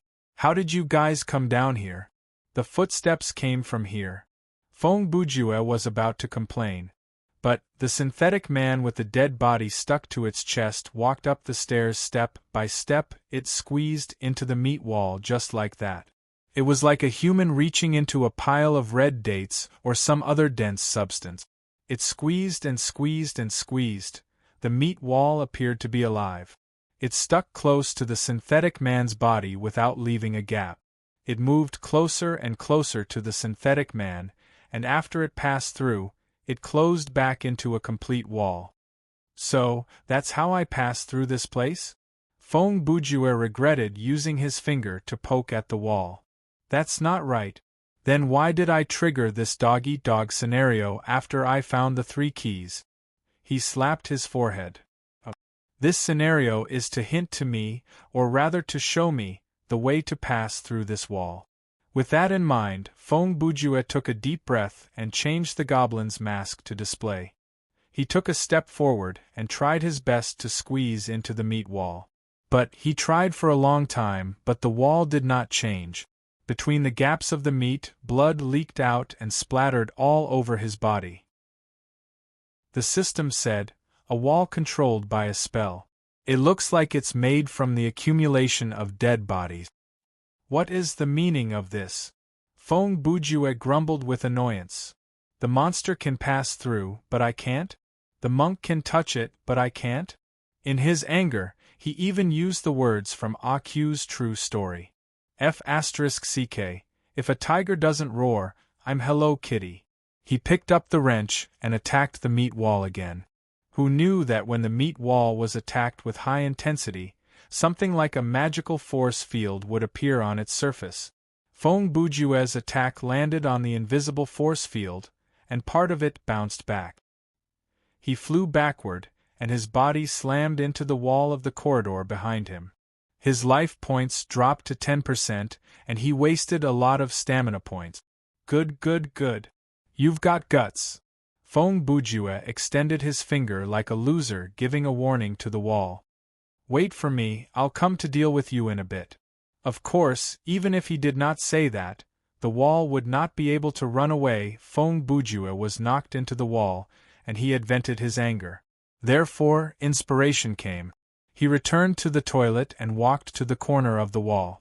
Finally, his gaze stopped on the wall. It turned out that when the more vicious monster had stabbed the other monster to death, it had left 2 holes in the wall. Chapter 254. The 2 holes were in the shape of a circle, and the edges were irregular. Feng Bujue held the oil lamp and looked inside. He realized that there was a space about the size of a pillow inside the wall. It was empty, but there appeared to be words written on the wooden boards behind the wall. He used the wrench to knock away the wooden boards between the 2 holes to create a large hole. Then he stuck the oil lamp and his head in, but he still could not make out the words on the wall. Of the words, only the first 2 words were translated. They read spell, and the few lines below them were as small as a fly's wings. They looked like black lines. Feng Bujue immediately understood that he had to use the magnifying glass here. He pulled his head back from the wall and did not poke his head out. He raised the magnifying glass and scanned the content. As he expected, the next second he could see the translation of the words from the menu. Even if his eyes were far away, it did not matter. Hakuna Matata. From now on, no worries. Hakuna Matata. Simple and easy to remember. Continue singing. From now on, you no longer need to worry. You no longer need to be like before. Hakuna Matata. After the line, there was a sentence that looked like an annotation. An ancient and magical African proverb that works every time. Feng Bujue finished reading the content and slammed the magnifying glass on the ground. What the F***ck? Magical your head. Why would this kind of content appear in such a dark and disgusting scenario? Are you crazy? F***ck. What does Africa have to do with this? You told me so seriously about a barrier controlled by spells, but you used an African proverb to solve it. Speaking of which, what the F***ck was with the plot earlier? If I had closed the door to stop the man from coming in, what kind of hint would I have received? Would there have been a wild boar and a meerkat singing as they led me up to the 2nd floor after I opened the door? What kind of scenario is this? The setting is blind, the sound effects are deaf, and everywhere I go is filled with the smell of sh*t. The worldview settings are unclear, and there are plenty of hardcore settings. The puzzles are insane, and the rules for solving puzzles change at will. The hints given are getting more and more nonsensical. He roared for a while, then panted for a while. He cursed a lot of ugly words. It seemed that Hakuna Matata was too much of a shock for him. 10 minutes later, he finally recovered. He tidied himself up and went to the staircase on the 2nd floor. He repeated what he had just said. The magic array flickered a few times, and then there was the sound of glass shattering. A few seconds later, the wall of flesh collapsed like an avalanche. Feng Bujue originally thought that after the spell was lifted, these things blocking the way in front of him would disappear. He didn't expect this to happen. He was caught off guard and was buried under the ground. He cursed from the bottom of his heart, Mother ****. Then he crawled out of the hole. Then he crawled out. He was really glad that he had the facial equipment and chose to display it. Otherwise, just the disgusting smell alone was enough to make him roar out 10 such curses. In any case, the passageway to the 2nd floor had been opened, which could be considered as progress. Feng Bujue adjusted his emotions. As he chanted the spell that he had chanted earlier, he walked up the stairs. The arrangement of the rooms on the second floor was slightly different from that on the first floor. Above the foyer was a room with a door, and the layout and size of the other rooms were about the same. The doors of the rooms were all closed. Feng Bujue was not in a hurry to explore them. He first followed the blood trail on the ground to see where the synthetic man had gone. He ended up in the room above the foyer. The design of this door was different from all the other doors in the room. The two closed doors were made of metal. Even an outsider could tell that this was a very expensive metal. It was completely different from the cheap, rusty iron doors of the 2F underground. The height of this door was more than 2.5 meters, and the top of the door frame was close to the ceiling. The width of the door was almost the same as the corridor. Humph! This size. So, it was designed with the monsters in mind, Feng Bujue said as he reached out to grab the two handles on the door. Fine, it won't open. He had guessed that rooms like this could only be entered at the later stages of the game. Therefore, he returned to the staircase and started his search from the room closest to the staircase. At that time, Feng Bujue did not have the death alert status, so he could not rule out the possibility of being killed when he opened the door. Therefore, he carefully pushed the door open and took out the iron rod from his inventory to test for traps in the room. After that, he walked into the room with the lamp. Before him was a bedroom, and it looked quite tidy. The bed was clean, and the bedsheet and mattress were folded. There was a picture frame on the bedside table, and there were two armoires by the wall. Similar to the first floor, the windows were closed, and it was dark outside. There was a small flower pot on the windowsill, and there was nothing inside it other than soil. There were two logical hypotheses. 1. The plant inside had turned into soil. 2. The plant inside had mutated into some kind of animal and left on its own. Feng Bujue walked to the bedside table and picked up the picture frame. Inside the picture frame was another faded and yellowed picture. This time, it was a picture of 3 people, 2 young men around 15 and a mother around 40. Similar to what happened in the study, Feng Bujue looked at the picture for a few seconds and a video appeared. The lightning outside the window showed that it was a stormy night. In this room, a young man with brown hair was sitting on the chair beside the bed. A woman was lying on the bed. Her face was pale, and her eyes were sunken. The two held each other's hands tightly, and there were tears in the woman's eyes. "Arthur, there is something that I have to tell you." "I know," Arthur replied. "I am from the Exhilarating clan, and I am adopted." Hearing that, the mother was silent for a few seconds. "No, you are my child. Even if you are not my biological child, but that's enough, Mom. You don't have to say that. Of course, I am your child, and I will always be." Arthur gripped his mother's hand tightly. "You are very smart and strong. I have faith in you, and you have always been able to take care of yourself." The mother sighed. "But your little brother is too kind and too weak, Don't worry, Mom, I only have one little brother," Arthur interrupted. "I will take good care of him." He lowered his head like he was drowning in sorrow. Another lightning flashed, and this time, the camera zoomed in on Arthur's lip. He was smiling. Chapter 255. Then, this should be their mother's bedroom. After Feng Bujue finished the cinematic, he speculated. That line, no matter how you look at it, it sounds like the mother's last words. And that kid Arthur's reaction shows that he was basically corrupted when he was a teenager. He pondered. But why? Is it because he was adopted that he was jealous of his younger brother? Or is it because the Exhilarating clan is naturally evil? Or did something happen that could change his personality? With that question in mind, Feng Bujue started to rummage through the cupboards. There were many places to search in this room, and the inspection took him a long time.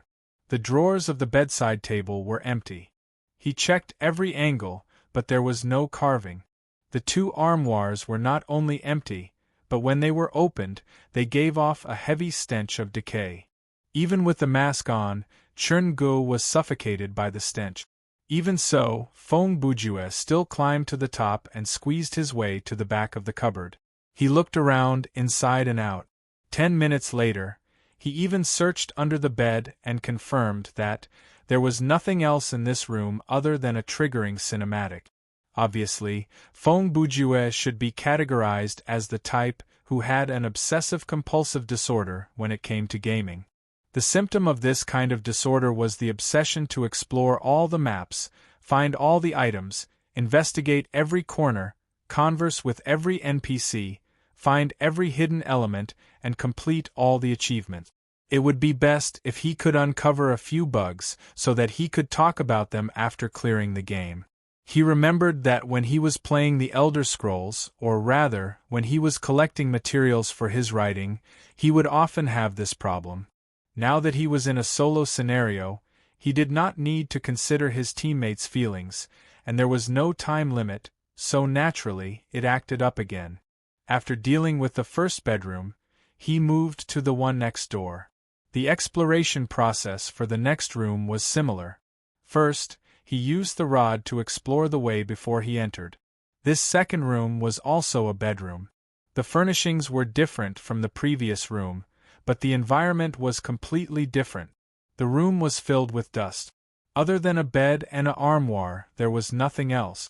However, Feng Bujue was able to deduce that there were several pieces of furniture in the house, including a desk and a piano, by observing the imprints on the floor. For the wooden floor, as long as a piece of furniture has been left in the same spot for a year, the imprint will never disappear, he said as he touched the floor with his hand. These imprints can only be left behind by a piece of furniture that has been placed there for at least 10 years. The color of the places that have been pressed against the floor is obviously different from the surroundings. Feng Bujue squatted on the ground and looked at it for 5 minutes. But judging from the extent of the dust, these things have been moved away for some time. I'm afraid they have been chopped into firewood and burned. As mentioned earlier, the emptier the room, the easier it would be to search. Feng Bujue lifted the dirty bed and glanced around. He didn't find anything, so he turned around and opened the wardrobe against the wall. A good taste, he said with a smile when he saw the clothes hanging in the closet. There were only 2 kinds of clothes in the wardrobe, white shirts and suspenders. The shirts were hung on the hangers, and the trousers were even simpler. They were hung on the horizontal bar of the wardrobe by the suspenders. Every single piece of clothing was dirty. They were covered in various stains, mainly blood. Even in the eyes of someone as unkempt as Feng Bujue, this was beyond his tolerance limit. What kind of mentality is this to hang unwashed, dirty clothes inside the closet?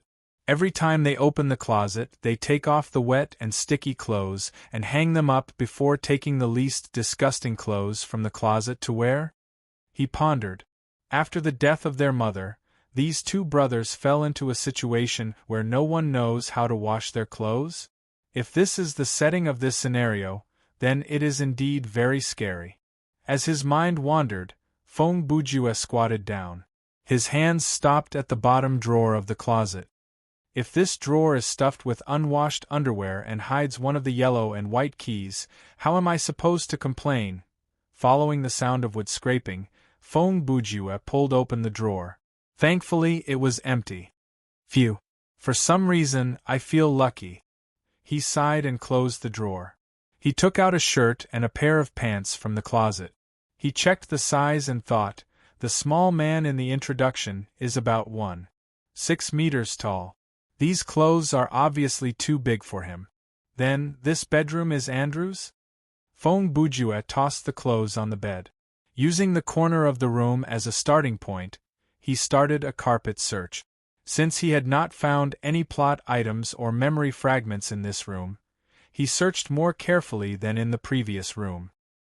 He studied and knocked on every inch of the room. Finally, when he came to the position under the windowsill, he stopped for a few seconds and another cinematic was triggered. Golden sunlight spilled into the room through the window. There was a desk under the window. A 10-year-old boy was sitting in front of the desk. He was using a carving knife to play with a small piece of wood in his hand. The boy's hair reflected a golden luster under the sunlight. His eyes were focused on the wood in his hand. His movements were careful, as if he was making a very delicate and difficult piece of art. On the other side of the room, a brown-haired boy was sitting by the piano. He looked relaxed as he played a simple piece of music. His technique was a bit rusty, so the melody was intermittent. However, he did not care because the only audience in the room was his brother. This rather heartwarming scene lasted for 10 seconds. Andrew suddenly threw the wood and carving knife on the table and sighed dejectedly. "Ah, I failed again." "Then do it again." Arthur's hand moved away from the piano. He turned around and said, "I can't do it anymore. This is the 5th one. I have to hand in the handicraft homework tomorrow. It's too late to do it again." At this point, Andrew turned around and laughed awkwardly. "If it's you, brother, you can do it easily. After all, you're a genius." "Yes," Arthur replied calmly. Andrew narrowed his eyes. "You're admitting it just like that. You've already praised me as a genius. Why should I be humble?" Arthur got down from the piano stool and walked to Andrew's side. Fine, leave it to me. I really don't know what to do with you." "Haha, thank you, brother." Andrew smiled brightly. Arthur then picked up his brother's half-done handicraft homework and studied it for a few seconds. His eyes were filled with disdain. To him, if he wanted to make this kind of thing, let alone 5 times, it would be impossible for him to fail even once. Unfortunately, Arthur did not have the chance to do that. If his identity as a Exhilarating clan member was discovered, not only him, but the people who took him in would also be sentenced to death. Therefore, his mother did not send him to school like the other children. In fact, other than his brother, Arthur did not have any friends. His life was limited to the farm. Other than the occasional conversation with the nearby farmers, the only people he had contact with were his mother and Andrew. In that case, like this. Arthur observed for a while and had an idea. He picked up a pen and started to draw an alchemy circle on a piece of paper. In just 1 minute, he finished a simple alchemy circle. Then he placed the broken piece of wood on the circle. Arthur placed his hands on both sides of the paper and mumbled something as if he was trying to sort out his thoughts. A few seconds later, he suddenly opened his eyes. The wooden block on the array also turned into a body of light, and its form changed abruptly. When the light disappeared, the piece of wood had turned into a small wooden comb. "Oh, that's amazing!" Andrew gasped. "Shoo! Don't let my mother hear you. She doesn't like me using alchemy." Arthur placed his index finger on his lips to signal for his brother to be quiet. Andrew's eyes glowed as he picked up the comb and studied it. "Big brother, you're amazing. Our teacher once said that those who can finish alchemy homework before the age of 12 are absolute geniuses. You will definitely be able to join the royal team." "Is that so?" Arthur did not have much of a reaction to that because from his perspective, the alchemy earlier was just a small trick. He could have done more complicated alchemy a long time ago. As for the royal team, how would the Exhilarating clan have the chance to study there? Seeing the excitement on his brother's face, Arthur was very calm. He reminded him, "Andrew, do not mention anything about your brother to anyone else. You should understand that, right?" Andrew nodded. "I know. My mother has told me that many times." As he answered, he picked up the carving knife and started to carve something on the comb. "Hey, I've already done it for you. What are you doing now? If you break it, you won't be able to hand in your homework." Even though that was what Arthur said, he did not stop his brother. Andrew soon finished carving what he wanted to carve. He brought the comb before his brother and said with a smile, "I'm not going to hand in my homework. This is the first thing that Big Brother has made for me. I want to keep it safe." Arthur looked at the words A on the comb and shrugged. He touched his brother's head and said, "My silly brother." After watching the video, Feng Bujue could not help but mock, "Are you Sasuke's older brother?" From the perspective of the cinematic, it was naturally impossible to tell what Arthur and Andrew were thinking. Feng Bujue could only make a guess based on their body language. Okay. Looks like the video in the different rooms is not played in chronological order. But, when these two were in their teens, they seemed to have a good relationship. Feng Bujue said, "Even though we cannot rule out the possibility that their personalities changed as they grew up, I have a feeling the key to this situation is the so-called Xian clan bloodline." Chapter 256. The third bedroom was undoubtedly Arthur's room. Feng Bujue searched through the two rooms and triggered a video, but he did not find anything. He hoped that he could find something in this room. Other than the room that the monster entered, there were only 5 rooms on the second floor. He still had 3 keys to look for and 3 rooms left. Pushing the door open, probing, these were the old trick. After making sure it was safe, he walked into the room with the oil lamp. This time, the moment he stepped into the room, the video was triggered. Brother, what is going on?" Andrew looked at the scene before him in shock. On the floor of Arthur's room, there were 2 dead bodies. Judging from their attire, the 2 victims were not decent people. They looked ferocious and reeked of alcohol. "Don't panic. Calm down first and I'll tell you." Arthur did not rush to answer his brother's question. He used a cold gaze and a calm tone to try to calm his brother down. The 2 brothers in this scene looked like they were in their 20s. Arthur's figure, clothes, and hairstyle were the same as in the opening cinematic. Andrew, who was standing at the door, was slightly taller than Arthur. He was about 1.8 meters tall, thin, and had a very ordinary appearance. He was also wearing a shirt and overalls. Andrew tried his best to adjust his breathing and calm down. Naturally, he would not yell or scream because at this moment, most people would choose to side with their loved ones. "Now listen to me," Arthur said in a low voice. That experiment has hit a bottleneck. I'm sure you know that." Andrew did not know what to say anymore. He just nodded and did the simplest thing. His gaze slowly moved away from the corpse and stopped at Arthur's blood-stained hands. "Therefore, we need test subject," Arthur said. "But the cow at home—" Andrew was about to interrupt. Arthur interrupted him sternly. "Animals are different from humans." Andrew immediately shut his mouth, not daring to speak. Arthur sighed and tried to make his tone as gentle as possible. "These 2 are city vagrants. They are drunkards and hooligans. When I found them, they were about to rape a woman." These words seemed to have made Andrew approve of Arthur's actions to a certain extent. His expression also changed slightly. "I'm doing the job of a vigilante. Bounty hunters would do the same thing," said Arthur. "That's a good thing," he said, sounding very firm. Arthur had been such a person since he was young. He never hesitated or regretted his actions, whether it was the purpose or the consequences. Andrew said, "What if we get investigated? If someone finds out, it's fine." Arthur added, "That woman didn't see my face clearly. After I helped her out, she ran away. At that time, these 2 people were only knocked to the ground, they weren't dead yet."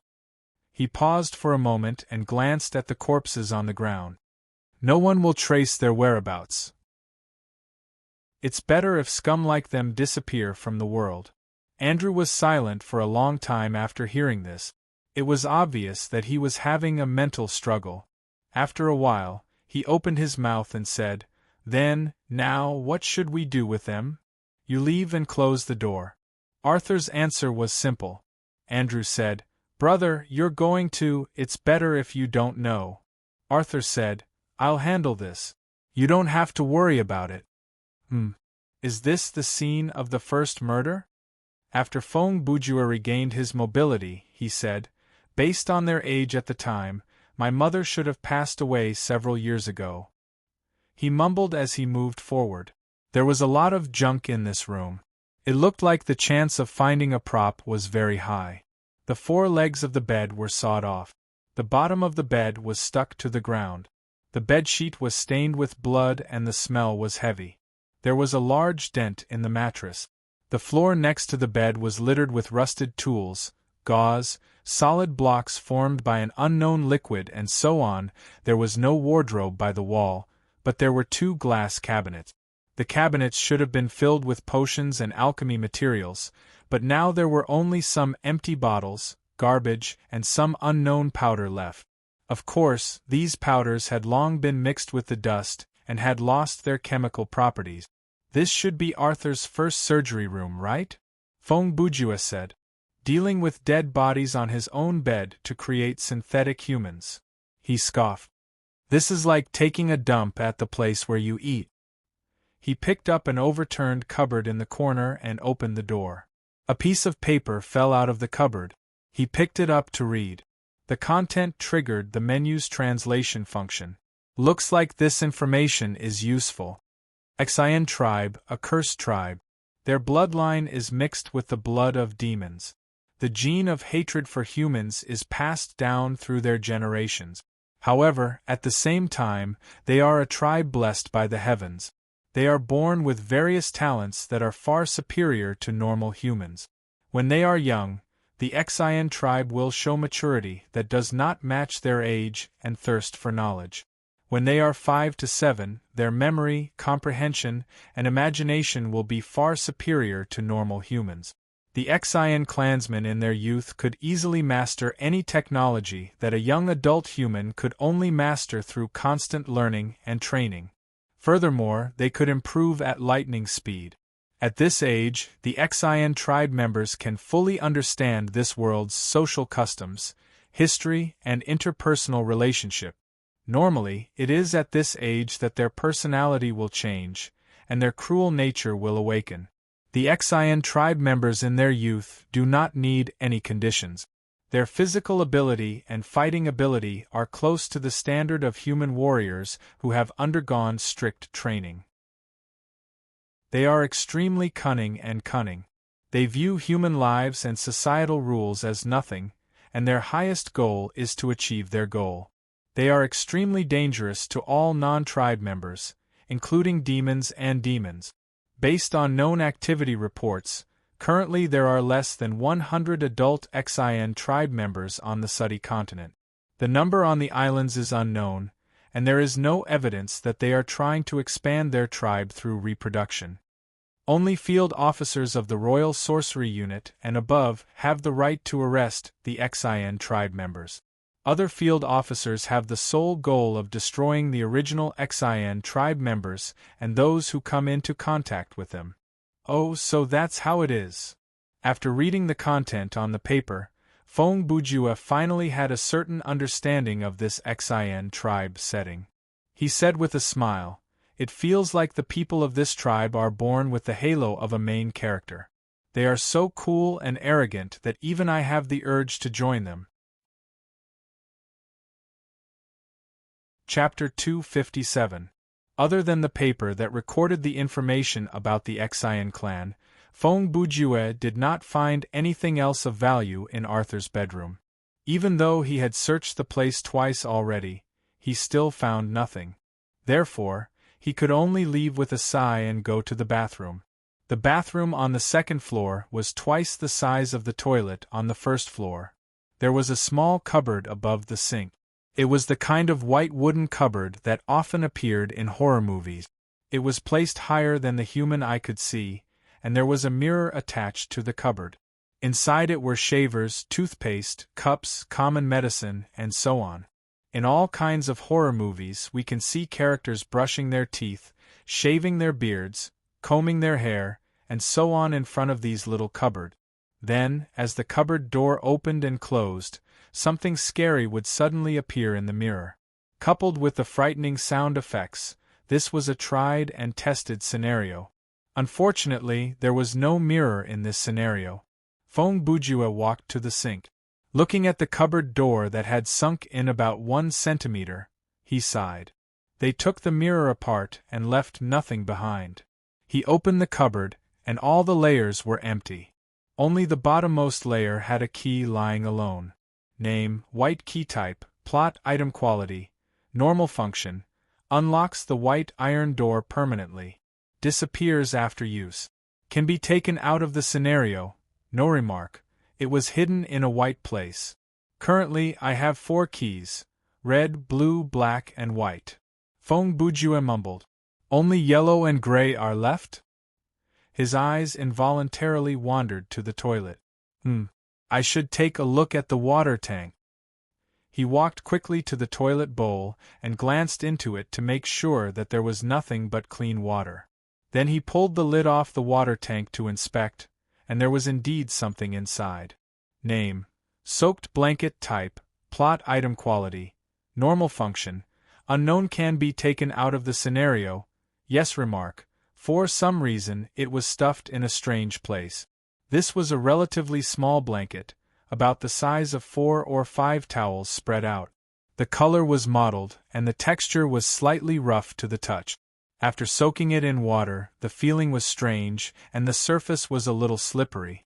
This is already the 5th plot item that can be taken out of the scenario. Feng Bujue removed the blanket from the water tank and tried his best to wring it dry before placing it inside his inventory. Other than the set of fake teeth that came with hints related to the plot, the rest of the soap, perfume, leather hat, and this blanket are all useless. He could not help but ask himself, could it be that this scenario is unique because it has so many puzzles? Feng Bujue put away the items and turned to the bathtub on the other side of the wall.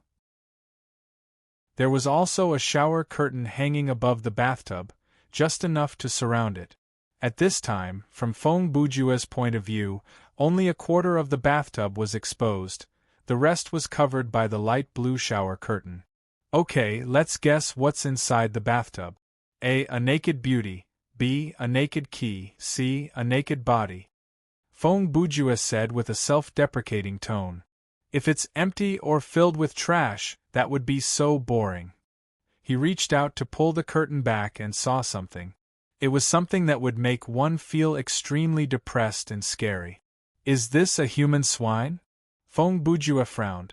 The thing inside the bathtub should be a synthetic human. It only had a torso, and its limbs had been amputated. Its ears were festering, and pus was leaking out from them. Its eyes were sewn shut, and its mouth was half open, making it impossible to see its tongue. Considering its condition, it probably did not know that someone was looking at it, so at that moment, it merely lay quietly inside the bathtub without any reaction. Only the rise and fall of its chest proved that it was still alive and breathing. Feng Bujue did not hesitate. He took out Persephone's vacuum cleaner and started to suck the monster's blood. The special effect of this equipment was drain a monster's life points and recover the player's life points at the same rate. The absorption rate is 0.5% per second. It is ineffective on dead, non-corporeal, mechanic, and boss-level monsters. The vacuum cleaner cannot store life points, and the absorption effect is instantaneous. If the player's life points are full when it is used, it will not be recovered. This thing would not cause much pain, but it would reduce the monster's life points proportionally, and at the same time, it would be added to the player. When the monster's life points were depleted, it would die instantly. From various perspectives, Feng Bujue thought this was a win-win situation. The enemy would be unknowingly released, and he would be able to recover some life points. 3 minutes later, the synthetic human was declared dead, and Feng Bujue's life points were full. He placed his palms together and chanted, Amitabha. Then he picked up the wrench and slit open the synthetic human's throat. Then he started to search the body. An atheist who was praying for God and praying for Buddha was dissecting a body that might not even be human anymore with no expression on his face, just to confirm whether there was something he needed inside the body.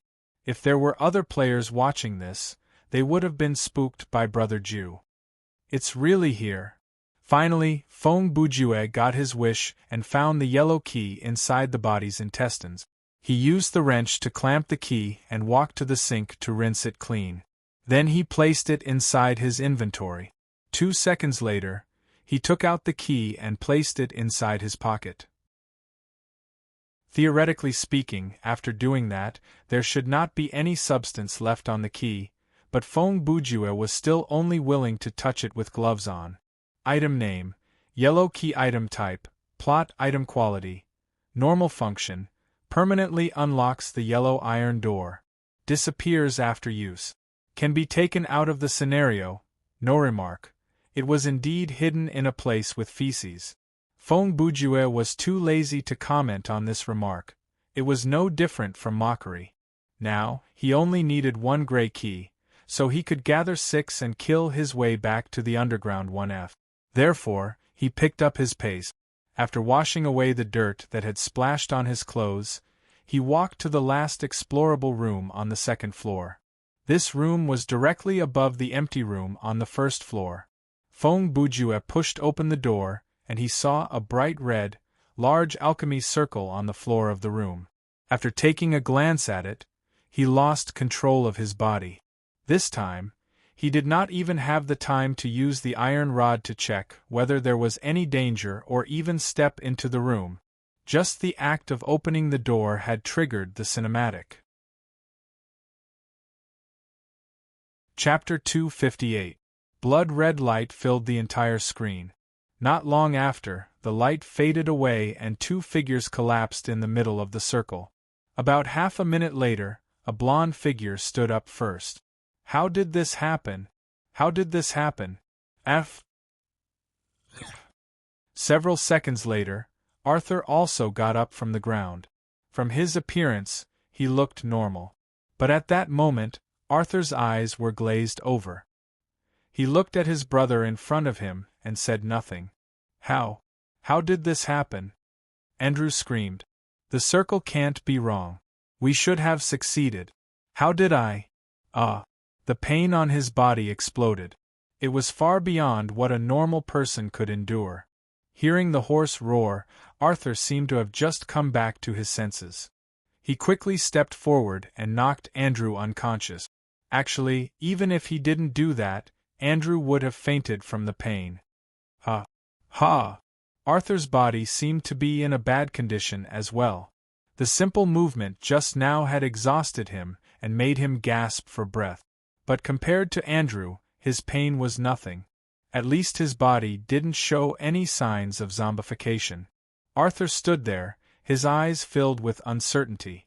Obviously, he was thinking. About a minute later, Arthur walked to the unconscious Andrew. He lifted his upper body so that his back was facing him. Then he put his hands under Andrew's armpits and dragged him out of the room. The 2 brothers wanted to work together to create something, but they failed in the end? When Feng Bujue saw the cinematic, this thought popped up in his mind. Could it be that they wanted to revive their mother? He thought. But this video should explain the few sentences that Arthur repeated at the beginning. Don't worry. Everything will be fine. Something must have gone wrong. I will find a way. He was not only saying those words to his unconscious brother, but also to himself. Brother Ju scratched his chin and thought about it. Looks like the reason it ended up in this state is not because Arthur turned evil and turned Andrew into a test subject or something like that. It is due to a failure during one of his experiments, and Arthur temporarily locked me up in cell 0 to find a way to save me. Looks like the plot is starting to surface, he thought as he walked into the room. In any case, let's find the gray key first. Who would have thought the next second something happened? Feng Bujue had used the iron rod to test for physical traps in each room. None of them had been found. But for this last room, after watching the cinematic, he was careless and walked in. With a series of crackling noises, the floor of the room started to crumble from the magic circle in the middle. Feng Bujue was unable to react in time, and he fell to the ground. Of course, the moment he fell, other than his body's natural reaction to curl up, Feng Bujue was very calm. His heartbeat was steady, and his mind was very clear. He had memorized the structure of the room in his mind, so he knew very well that he was in an empty room. He had also estimated the height between the first and second floor. Including the space between the floor and the floor, it was no more than 4 meters. With his current physical condition, other than landing on his face and snapping his neck, he could fall into any other position. After all, he was at full health, so he would not die from the fall. In less than 2 seconds the fall stopped. He did not die from the fall, but the oil lamp was broken. Fine, this is the right time. Feng Bujue sat in the dark. He was surrounded by the debris from the second floor. Even if the key was right in front of him, he would not have noticed it. By the way, where did Arthur go after he locked me in cell 0? He didn't show up even though there was such a big commotion. Feng Bujue observed his life points. It had only dropped by 15%, which was within his expectations. He stood up and used his hands to pat the dust off his body. To his surprise, he only patted twice when he heard a tinkling sound. No way. Feng Bujue's lips twitched. He bent down and reached for the source of the sound. Item name, gray key. Item type, plot. Item quality, normal function. Unlocks the gray iron door permanently. Disappears after use. Can be taken out of the scenario. No remark. It fell out of a broken kerosene lamp and landed on a guy covered in dust. Haha, Feng Bujue uttered 2 words that seemed to carry a deeper meaning. Several seconds after the key entered his hand, the system said, "A door appears to have been opened." Fine. Now that I've lost my light source, I guess I'll have to go back underground, Feng Bujue grumbled as he took out the iron rod. The room itself was empty, so all he had to do was stick out the iron rod and wait for the iron rod to touch the wall. Then, he would be able to find the door by following the wall for a few meters. After a dozen seconds, he found the location of the door using this method. Then, he walked over. After confirming his location, the rest was easy because he had the layout of the room in his mind. The length of the corridor and how many steps it would take to walk through it were all familiar to him. Humans were born with the fear of the dark. The shrinking of the visual field meant the expansion of the unknown, and a person's alertness would increase as the amount of information they had access to decreased. Thus, their self-preservation instinct would be maintained at a certain level. To put it simply, humans' fear of the dark came from the psychological need to maintain the self-preservation instinct. Fear would cause people to pay attention to the small and superficial information that leaked out from the dark. However, Feng Bujue had no fear, and he did not need to rely on the positive or negative effects brought by fear. With his memory of the surrounding environment and his excellent imagination, he could see the path in front of him despite the darkness in front of him. In just a minute, he found the storage room. After pushing the door open, he walked straight to the door that led to 1F underground. At that moment, the restriction of the system had been unlocked. Feng Bujue turned the doorknob and easily opened the door. The light from the underground corridor lit up his vision again. When Feng Bujue walked down the stairs, he took out all 6 keys from his pocket and held them in his hand. The 2 doors that were closer to the stairs were a blue door and a black door. Feng Bujue chose the blue door first. After the lock was opened, the key disappeared. He tried to push the door open, but he heard a notification saying, "The red iron door has not been opened." "I need to follow the order, huh?" Seeing that, Feng Bujue decided to unlock all 6 doors first. 1 minute later, when he used the last key, the system notification said, "Current mission completed. Main mission updated." The mission, explore 1F underground and find the red, yellow, blue, black, white, and gray keys, return to 1F underground to open the 6 iron doors, was ticked, and the new mission read, explore the 6 rooms in 1F underground in the order of red, yellow, blue, black, white, and gray. "Okay, let me see what you 2 brothers are up to." Feng Bujue walked to the red iron door, grabbed the doorknob, and pushed it in.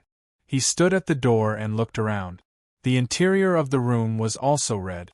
The whole room was covered in a red light, but there was no light source.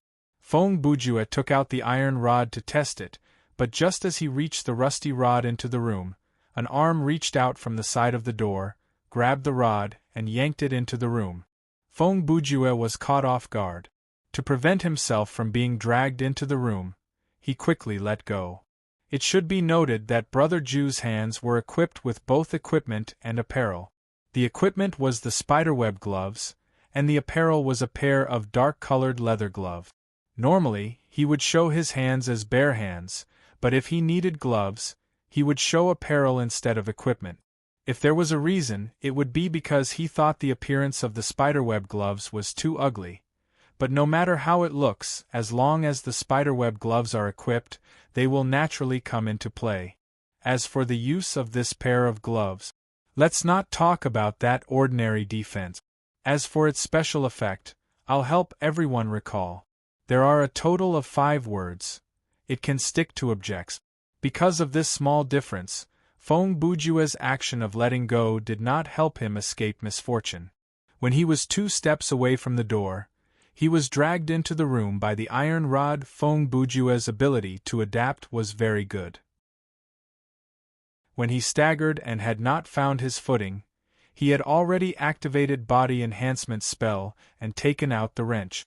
The sudden increase in physical power gave him the room to adjust his body. Feng Bujue used the momentum to leap forward. With one hand on the ground, he somersaulted forward to create some distance from the unknown enemy hiding by the door. He was now facing the enemy head-on. He thought it was another synthetic monster, but when he looked closer, he realized the enemy was also a human. It was a man in his early 30s, wearing what seemed to be a military uniform. His right arm, which was the arm that grabbed the iron bar, was actually a metal arm.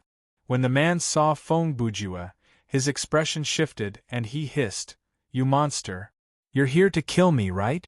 I'm not going to." "Wait!" Feng Bujue reached out his hand. "I don't want to fight you." He looked at the iron rod that had been snapped in half and thought, this man's fighting ability is off the charts. The mechanical arm is obviously harder than my wrench. "Humph! You don't want to fight me?" The man scoffed and leaped forward. "You've got to be kidding me. Do you think I'll believe you?" Even though he said that, Feng Bujue did not deactivate body enhancement spell. Seeing the man charge at him, he had no choice but to fight. Chapter 259. The man was tall and large, and his right arm was made of metal, so his speed was naturally slower. Although his momentum was strong, his attack style was simple and direct, so it was not difficult to dodge. Feng Bujue had a huge advantage in terms of dynamic vision, reaction time, and speed under the effect of his skill. In his eyes, the opponent's movement was too slow and too simple. "Are you one of the 5 lieutenants of the mechanical army?" Feng Bujue asked while dodging the attack. In this situation, he did not give up on the possibility of communicating with the opponent. "Humph, you know the answer." The man's attack missed, so he turned around and threw out another punch. "I don't know what you think." Feng Bujue maintained his high speed, and his breathing was steady.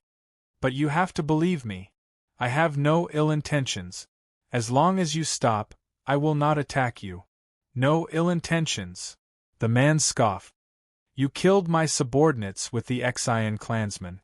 Do you think I will be fooled by your words?" He roared and changed his attack style. He swung his arm and flew towards Ji Hao. "If you can't talk to me, then there's nothing I can do." Feng Bujue looked at the approaching figure. "Then I'll just use a random skill." He said that because he did not know what skill he would use, to teach you a lesson. From Feng Bujue's perspective, this enemy only had one thing that was powerful, and that was his mechanical arm. Other than that, he was only slightly stronger than a normal person. As long as Han Xiao did not fight him head-on, he had a 90% chance of winning. "Take this."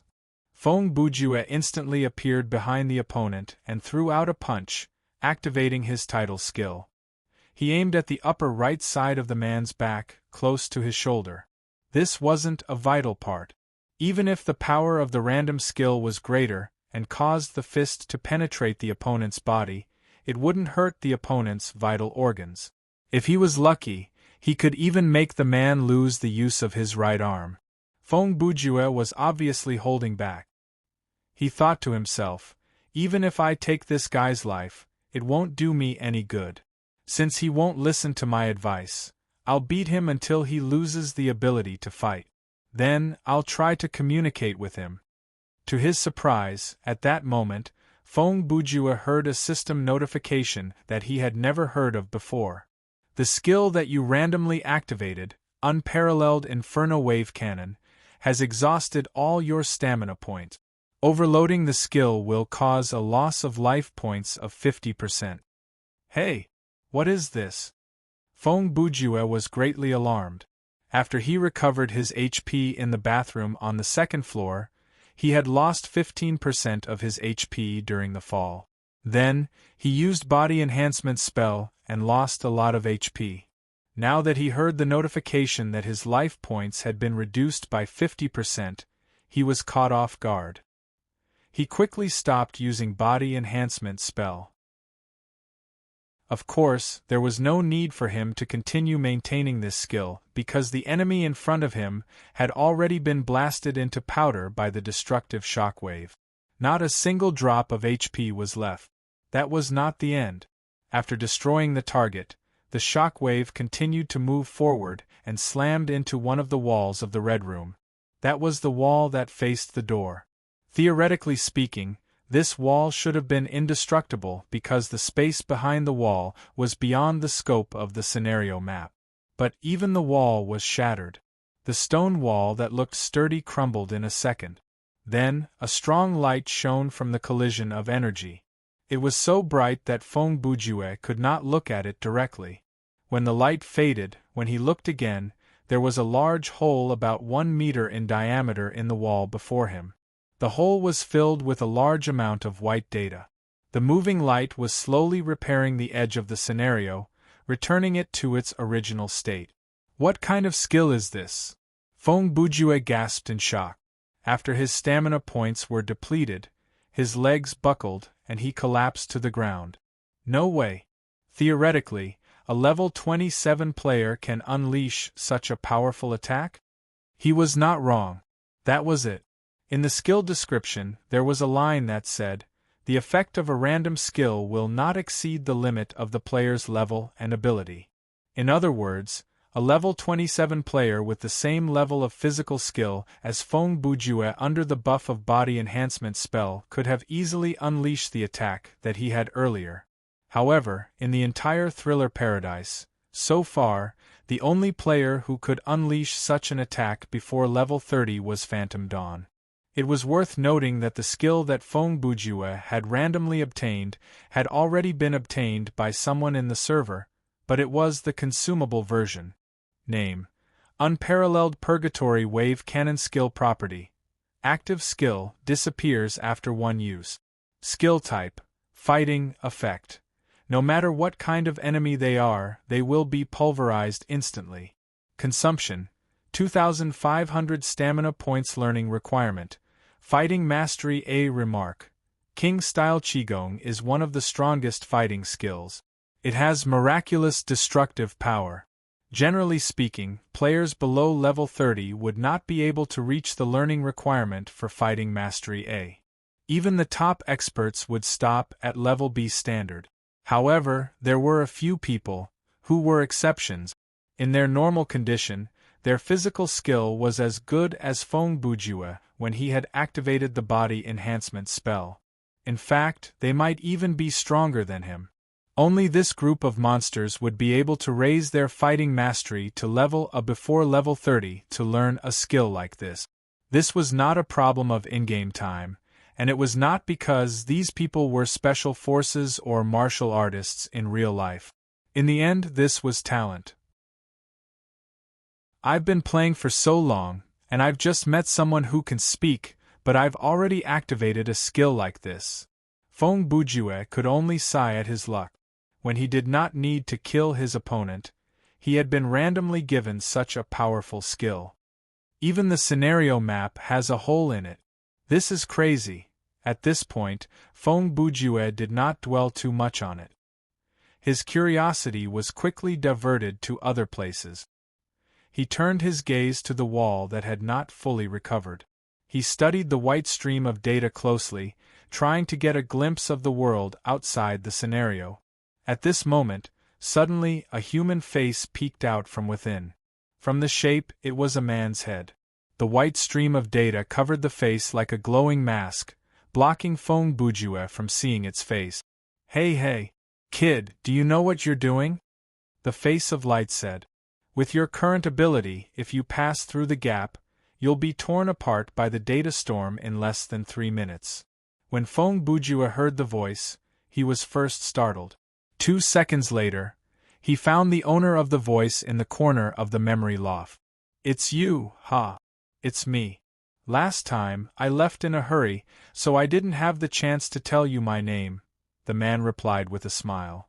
I'm now a level 2 anomaly, K2 Red Iron. Long time no see, Feng Bujue.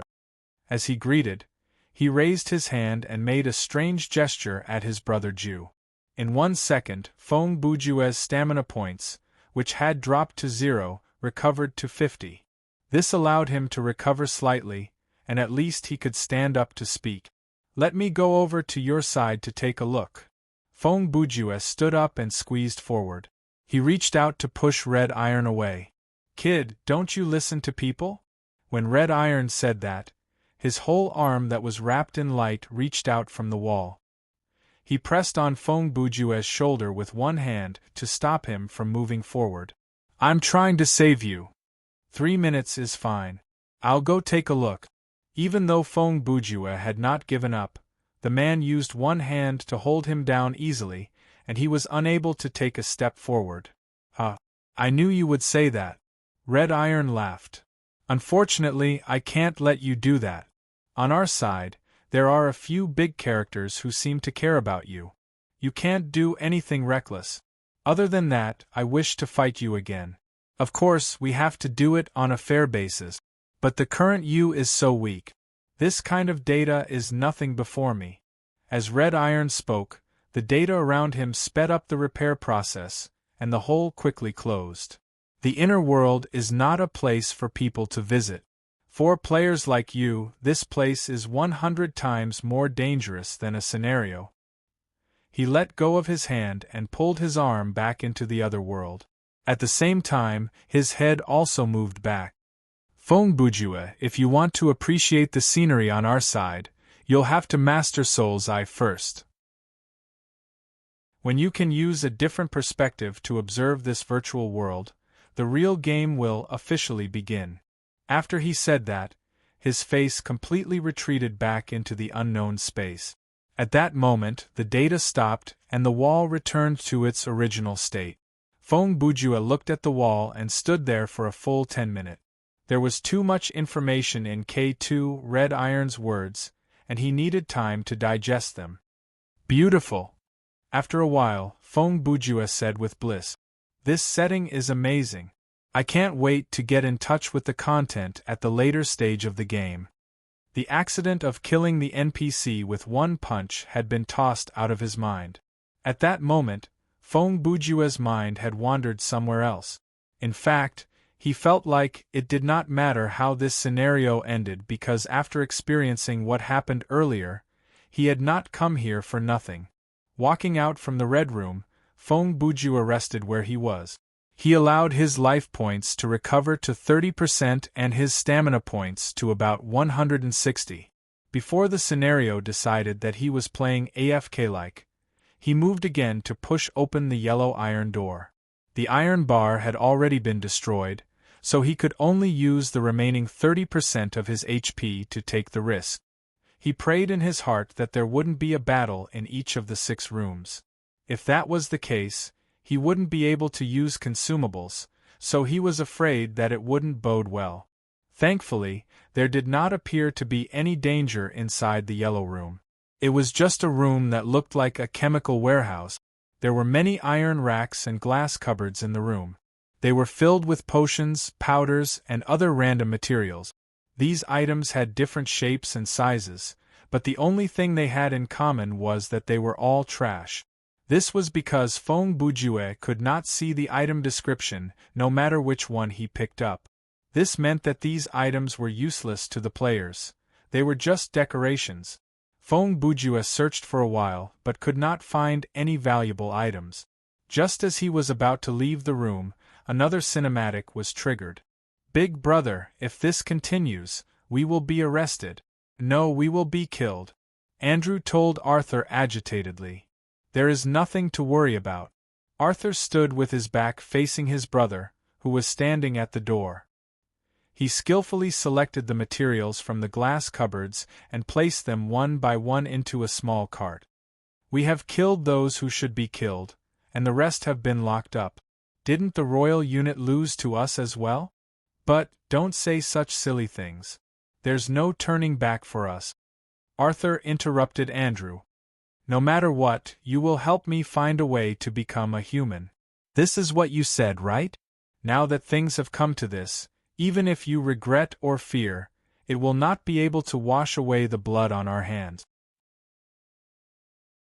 he said calmly. "Anyway, now that we have reached the final stage, except for the 2 armed alchemists who were killed on the spot and the bounty hunter named Ju Kei, we now have an alchemist and 5 lieutenants of the mechanical corps, don't we? That is enough. According to the old rules, lock them up separately and let them enjoy the special meals for 9 days. After that, we will begin the experiment." He paused for a moment before continuing. "At this stage, normal experimental subjects are no longer of much value. We need people at least at the level of the bounty hunter to make any progress. And these 6 people came at the right time. With them, we will not have to go out for 2 months, and after 2 months, everything will be over." At this point, Arthur had already taken all the things that he needed.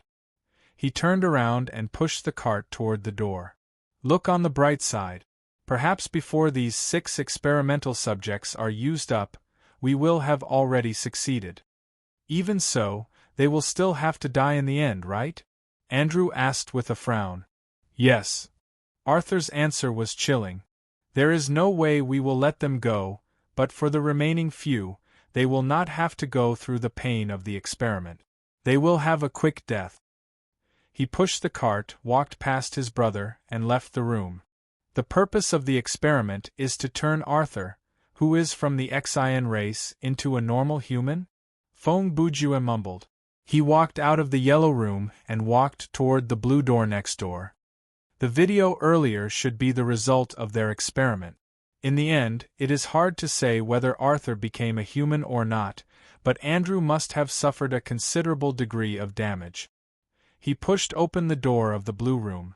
Perhaps Arthur hid the cost of the refinement and tricked his brother into bearing it for him? Or perhaps, even Arthur did not know that it would end up like that. From the opening cinematic, it seems like both of these hypotheses are valid. After all, they are brothers. Whether it was intentional or not, Arthur would have felt guilty about it. The blue room should be a prison cell, and a special one at that.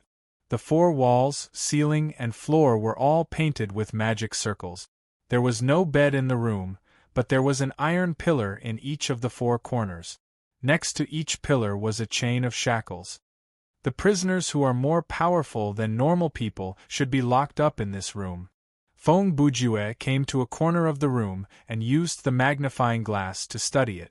He noticed that on the iron pillars and the chains, there was a magic circle that was similar to the one on the wall. The magic circle should be able to prevent these people from using violence to escape, but he knelt on the ground to inspect.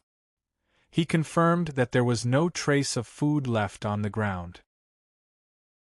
There is no food or plastic bucket, and there is the smell of urine in the 4 corners. This means that the people locked up here have no food or water and are chained to the corners. When they are half dead from hunger, they will be brought to other normal cells and fed with special food. Then, they will have no energy to escape. Feng Bujue paced around the room. Occasionally, he would stop for a few seconds to see if he could trigger another cinematic. 5 minutes passed like that and he found nothing. So, he used the tapping method again. To his surprise, it worked this time. The 4 iron pillars in the room were as thick as the rim of a bowl, and they were rusted. At first glance, other than the magic circles on them, there was nothing out of the ordinary. Feng Bujue used the wrench to tap on them inch by inch. On one of the pillars, he found a hole. It was the part that faced the wall. It was about 1 meter above the ground. With a light tap, it caved in. Seeing this, Feng Bujue added more strength and smashed a small hole in the wall. Then, he continued to tap and widened the hole to the size of a fist. Then, he reached his hand into it and found the item hidden inside. Item name: Artificial Eye. Item type: Plot. Item quality: Normal. Function: Unknown. Can be taken out of the scenario. Yes. Remark: A very lifelike eyeball. Okay, on to the next room. After finding the item, Feng Bujue left the blue room and walked to the black iron door on the other side of the corridor. This time, when he pushed open the door, he did not enter because the interior of the black room was completely black. The interior of the red, yellow, and blue rooms were shrouded in various colors of light from unknown sources. It was the same for this black room. The whole room was shrouded in darkness. The light from the corridor could not penetrate it, and the door frame appeared to be covered by a black cloth. Feng Bujue was hesitating about whether it would be dangerous to enter the room or not when laughter came from inside the room. That laughter was incredibly strange. The person who laughed had a very sharp voice, but he laughed in a very straightforward manner. For example, this kind of contrast was like Lin Jiling singing a hero's song. What the f***ck? Feng Bujue jumped back. What kind of monster is this? Without thinking, he took out Death Poker and prepared to face the enemy. Right then, the darkness in the room started to move like the ebbing tide. It gathered in the middle, and the light from the corridor shone into it. Feng Bujue looked in from the door and realized that this room was the same size as the other 3 rooms, but it was empty. The main color of this room, which was the darkness, had gathered together like a living thing. Soon, the darkness solidified into a solid black shadow that stood in the middle of the room. His appearance and posture were very similar to a singer who had passed away many years ago. This is... Before Feng Bujue could figure out how to deal with it, a background music suddenly appeared in his ears. The rhythm was clear. It was Michael Jackson's Billie Jean. When the music started, the shadow in the room started to move backward. He walked toward the door in a spacewalk. Chapter 260. Feng Bujue had no idea where the music came from, and he had no idea what the shadow before him was up to. All he could do was stay alert and maintain a distance of at least 3 meters away from the shadow to prevent the shadow from doing anything that might harm him. The black shadow, on the other hand, walked out of the black room with its back facing forward. Accompanied by the music, it walked out of the black room unhurriedly. When it reached Feng Bujue, it suddenly screamed and made a grabbing motion. At that moment, the background music changed to Beat It. Feng Bujue had been playing this game for so long, and in terms of shock, this was probably the most he had ever experienced. The shadow changed its dance step. It stepped, moved horizontally, and turned around. The movement was smooth and confident as it headed toward the first floor. As it moved further away, the music became softer. When the shadow turned the corner of the stairs and disappeared from Feng Bujue's sight, the background music stopped. Ha ha ha!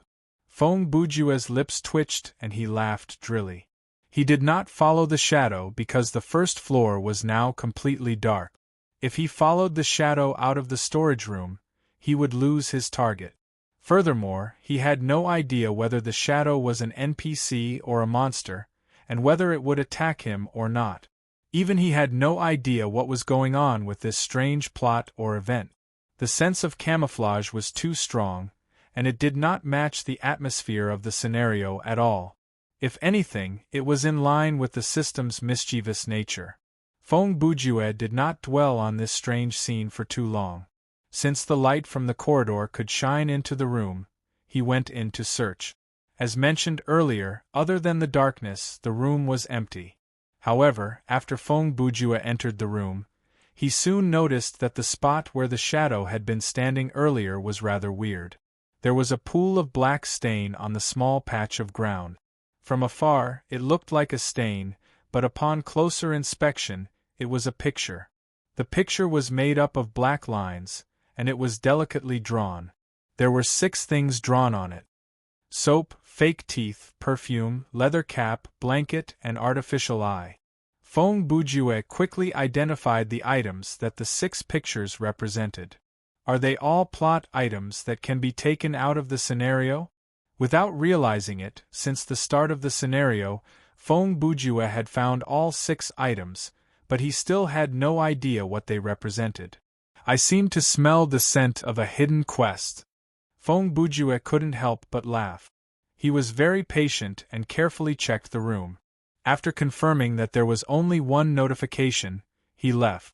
Don't tell me there's a white shadow dancing behind the white door, Feng Bujue said half-jokingly as he pushed the door open. The door opened and the room was naturally white. It was completely enveloped in white light, but it was not a strong light, so it was not dazzling. It could be said that the view in the room was good.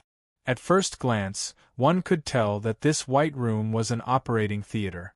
There was an operating table in the middle of the room, or rather an experiment table. The table was wide and thick. It was made of metal and was connected to the ground. Couldn't be moved, but it would probably be fine for a synthetic human to lie on it. A strong and nauseating smell drifted out from the room. The smell became even more choking under the cover of the disinfectant. Feng Bujue quickly brought up the gas mask again. On the way back from the surface, he had returned to his faceless state.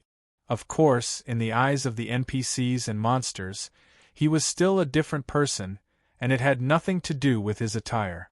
He stepped through the door. There were 4 small carts with tools on both sides of the experiment table. There were many common surgical tools on them, and there were also some tools that were used for carpentry like electric drills and circular saws. Without exception, all the heavy tools were broken. That was obvious from their appearance, but Feng Bujue still picked them up excitedly and checked their attributes one by one. With not so hasty repair, even if they were trash, he could operate them for 15 minutes. Feng Bujue was not wrong. Unfortunately, when he finished looking at the attributes of the trash, he realized a problem. All these heavy tools could only be connected to an AC or DC power supply. In other words, they had to be connected to a socket. There was a saying in a movie, "Everyone is blind." It was not without reason. For example, if I asked you now how many sockets there were in the room you were in, you probably wouldn't know. If I asked you how many jacks there were in the sockets, probably no one would know. The human brain had a protective mechanism that could help us filter out a lot of useless information in our daily lives. Therefore, even if we often saw things, we would be clueless. We didn't know how many window panes there were in our house. We didn't know how many subway stations we took every day. When we left a place, we forgot the color of the wall there. We couldn't even tell the pattern of the slippers on our feet unless we looked down. In the process of a person growing and adapting to the surrounding environment, this mechanism would gradually be established. As for which information was useless, it was the brain's choice to make. Without this protection, theoretically speaking, the human brain could collect and memorize about 86 million pieces of information every day, more than any computer in the world. You probably didn't realize that so much information would enter your brain because the information collected by the brain could only be used by you subjectively, and the other 95% would be automatically processed by the brain into your subconscious in case you needed it. Even so, the 95% would be filtered out, and it would be hard to remember. Naturally, I have to say a but here. However, there was a difference between people. In the situation described above, the more developed a person's brain was, the more information they would be able to memorize. Their memory of things would be more detailed. These were the so-called observant people. Obviously, Feng Bujue was such a person, and he had been trained in this area since he was young. Even if he did not purposely pay attention to the problem of the socket, he only needed to wander through his subconscious to reach a certain conclusion: there was no socket in the whole scenario. Should I put them in my inventory? They can be used after a quick repair. Feng Bujue considered. But that doesn't seem that interesting. These tools are sold in the system store, and there are the ones that don't need to be plugged in, but they are quite expensive. He thought about it and decided not to take them. After all, the quality of these things was trash. Even if he sold them at the store, they would not be worth much. After searching for 5 minutes, Feng Bujue came up with nothing. Therefore, he had an idea. He lay down on the table that gave off a disgusting smell, and it really triggered a cinematic. This cinematic was a first-person view of a person lying on the table. Please. Let me go. I have a lot of money, and I'm a noble. How much do you want? The man was halfway through his plea when he started to scream. The bloodshot lens lingered on the ceiling for a few seconds. As the experimental subject struggled to raise its head, 2 figures entered its vision. There was a short man with brown hair and a young man with blonde hair. They were wearing shirts, overalls, masks, and aprons. Their bodies were covered in blood, and they looked like 2 butchers. Just now, one of this noble's legs had been cut off from the base of his thigh. Since the experiment required him to stay conscious, Arthur used alchemy to create a special anesthetic for him to prevent him from fainting. ****stards. You too ****stards. The noble cursed. Suddenly, he paused, and blood rushed to the screen. It's you. It's you. You're Arthur. The kid who lives on the farm. Arthur was about to use the circular saw to cut off the man's other leg, but when he heard that, he stopped and slowly turned around. You know me? Yes. I know you. I remember that month, old Jim just passed away. The market couldn't find anyone to replace him, so during that month, you were responsible for delivering the goods to the market. The noble said, I remember you. You're short, and you always wear a cloak to cover your face. There's no mistaking it, it's you. He paused. Kid, how dare you do this to me? You're just a farmer, and you dare to do this to me. Do you know who I am? I'm the Grand Duke of the Royal City. Is that all you want to say? Arthur interrupted. His cold expression declared that the noble's threat was meaningless. You're all useless. You only know how to consolidate your power and indulge in luxurious pleasures. You don't do anything good for the world. You have a large amount of social resources, but you only produce feces. You only bring oppression and burdens to your own kind, yet you still force them to endure this while singing your praises. Arthur chuckled coldly. Even the cows and horses in the fields, the termites in the mounds, are nobler than you. You disgust me. His eyes were filled with mockery. Then let me help you find some value in your existence. Your hair will be woven into a blanket, your eyeballs will be made into artificial eyes, your teeth will be made into false teeth, your fat will be made into soap, your skin can be made into a hat, and using your corpse oil, I can make a bottle of decent perfume. Andrew stood to the side and did not say anything. He did not know what to say. The noble's expression was filled with fear. Large droplets of sweat slid down his face. No, don't. That's not what I meant. You? What do you want? I can give you money, even the title. Ha ha ha. Arthur could not help but laugh. I'm not as greedy as you, so I don't think I need money. Regarding the title, his eyes were filled with murderous intent. I'm from the Exhilarating clan. Why do you think you should recommend me to the Grand Duke? Knight? Baron? Ha ha ha ha. Several seconds later, the circular saw started to move again. The room was soon swallowed by endless screams. Are you kidding me?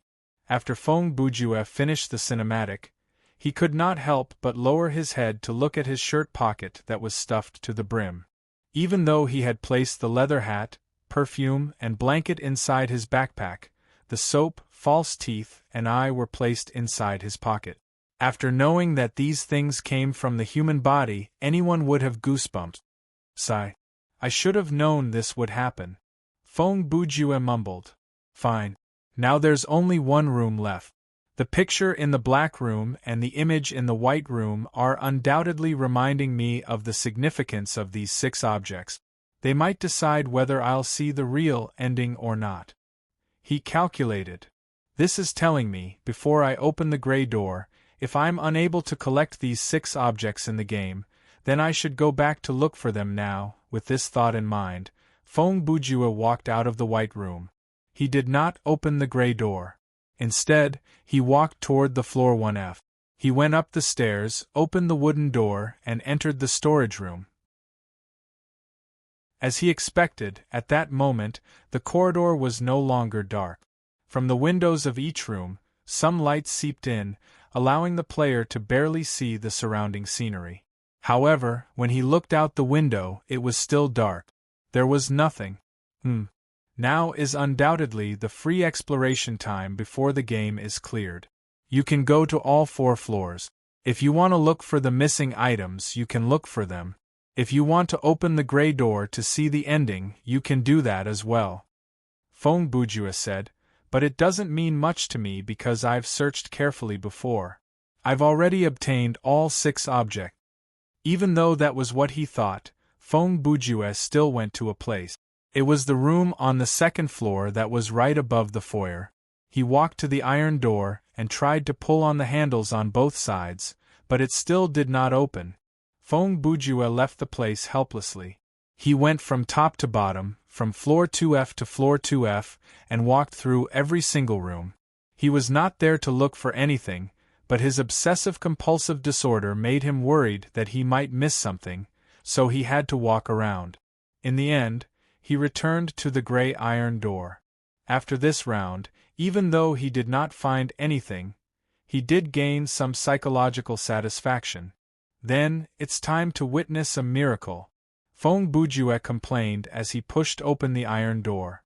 The room was gray, just like the atmosphere of the scenario, gray and gloomy. Next to the wall that faced the door, there was a chair and a small table. Arthur sat on the chair and looked at Feng Bujue quietly. You're awake, Arthur said. Looks like the prison can't hold you. Do you have a mirror? That was the first question that Feng Bujue asked. Mirror. Arthur raised his eyes and looked at Feng Bujue for 2 seconds. Then he slowly raised his right arm and pressed his palm against the wall. 1 second later, a piece of the wall next to Feng Bujue glowed and was refined into a mirror. You can do something like this without drawing a circle. Feng Bujue turned around to look at himself in the mirror. Basically, the image in the mirror was as he expected. If he had to describe it, he was a zombie Andrew. My silly little brother, Arthur said, you think you're so smart, but this is the price you have to pay. Can you explain that to me? Feng Bujue asked. You still don't understand? Arthur replied. I know that you altered the experiment data.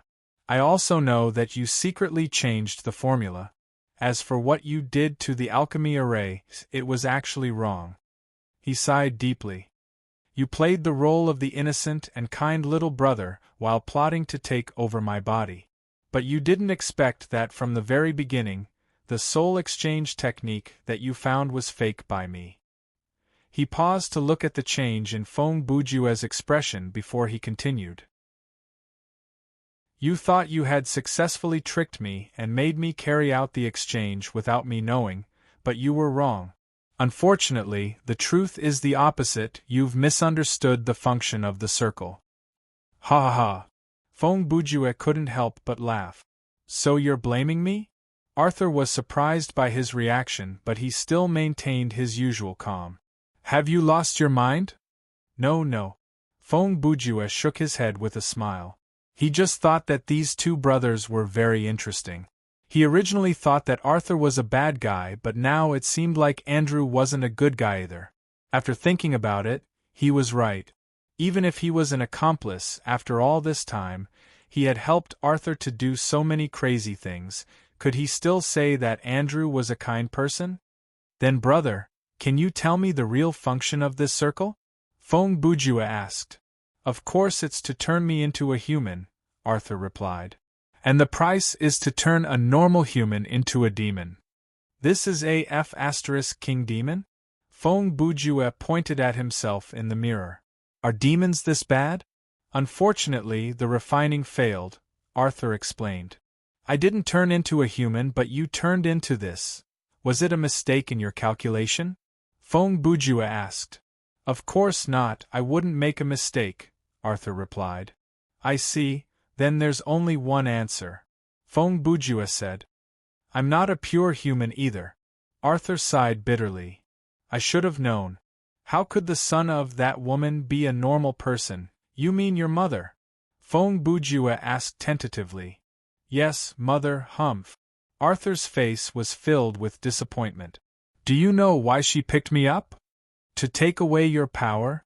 What kind of person was Feng Bujue? He was an absolute pessimist. He never believed that people were born kind, so he had a good grasp of the evilness of the human heart. Did she tell you that before she died? Arthur asked. No, I'm just guessing. Feng Bujue said. I know very well that the woman is not simple. The cinematic images from earlier flashed across his mind. On the surface, she was against you using alchemy, but when you, a child less than 10 years old, started to study those profound books, she was indifferent. Humph. Speaking of which, she was the one who arranged for those books to be given to you. He paused for a second before continuing. Before she passed away, she knew that her plan was hopeless. Therefore, she pretended to be a good mother who cared about you. She tried to use kinship to bind you and force you to take care of her biological son. Feng Bujue took out the book, Advanced Alchemy, and took out the picture from the page. He read the words on the back. Arthur and Andrew, my children, my love. Haha. When I first saw this picture, I thought it was strange. Why would it be placed inside a book like this? Now I understand that she's using this method to remind you that you're family. Feng Bujue scoffed. Unfortunately, she underestimated you. You must have seen through her when you were very young. If I'm not mistaken, even her death. Yes, it was me. Arthur continued. I spent a year leading her to her death. Even until her death, she had no idea that her incurable disease was planned by me. Chapter 261. Understood, Feng Bujue said. I still have 2 things that I need to confirm with you, he asked. First, why did you want to become a human? As a Xian clan member, you should know how despicable humans are, so why would you give up your power and talent to become one of them? He paused before continuing. Secondly, why have you allowed me to live until now? You can complete these experiments alone, can't you? Arthur looked at Feng Bujue meaningfully and scoffed. Humph, you might not believe me even if I tell you. Feng Bujue smiled. Then allow me to make a bold guess. He paced slowly, as if he were a detective in a detective show, and began to narrate. Human beings, as intelligent creatures with limited lifespans but rich emotions, their thoughts and actions will change with the passage of time. The same person at 40 will be different from when they were 20, and they will be different from when they were 30. On this point, I believe you, as a Xian person, are no exception. When Feng Bujue said this, his tone was filled with confidence. Therefore, based on the chronological order, we can deduce your thoughts and actions at that moment, and everything will have a logical explanation. He paused for a moment and said, when we were young, whether it was the affection between brothers or the love for our mother, there was no doubt that it was real and pure. He held up the yellowed photo. Just like what this photo shows. Several seconds later, he changed the topic. Unfortunately, our mother had other plans. She probably didn't expect you to see through her scheme when you were 13. Feng Bujue sighed. Could you have killed her directly? Of course, but that would have caused a series of problems. To survive, our family has to interact with outsiders, and our mother's death cannot be covered up by a simple kill and bury. You have to find a plausible cause of death. Therefore, you created the illusion of an illness. A long and incurable illness is no doubt a good transition. As the eldest son, you can naturally take over the farm and the family's affairs during this period of time, and everyone who has contact with our family, including me, will be mentally prepared for what is about to happen. In addition, according to my personal conjecture, there is another important reason why you chose this method, and that is when a person knows that their time of death is near, you will be able to see their nature more clearly. When Feng Bujue said this, he couldn't help but think of himself. Speaking of which, he also suffered from a strange neurological disease. He could die at any moment. But he still lived his life as if nothing had happened. He did what he should do. What was this?